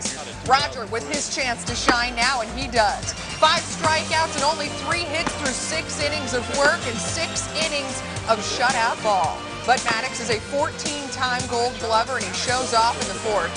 First baseman, I don't need no stinking first baseman. Maddux does it all himself. 1 unassisted, still 1-0 through 5. 2 out, 1 on for Aubrey Huff. Now he singles to right. Chris Burke goes from first to third, so still 2 out, but now 2 on. And up steps the birthday boy. Preston Wilson gets a 2 RBI double for his 32nd birthday present. 3-0 Stros, his 20th double, 50th RBI. Now the Cubs could not get much going offensively. Juan Pierre here with a nice bunt in the bottom of the 8th, but check out Huff, the barehanded 5-3 putout. And why is that a big out? Because the next batter, Todd Walker, launches one. Instead of tying it at 3, though, it is a 2-run shot, his 5th home run, so the Stros still hanging on to the 1-run lead. Then go-ahead run at the plate. Is that gone? No. Woo! Aramis Ramirez with just a flyout. Top of the 9th now, Preston Wilson aboard again. The suicide squeeze is on, and Adam Everett delivers. Wilson with the insurance run, a great birthday. And 4-2 Houston is the final there. Brad Lidge taking care of the 9th inning.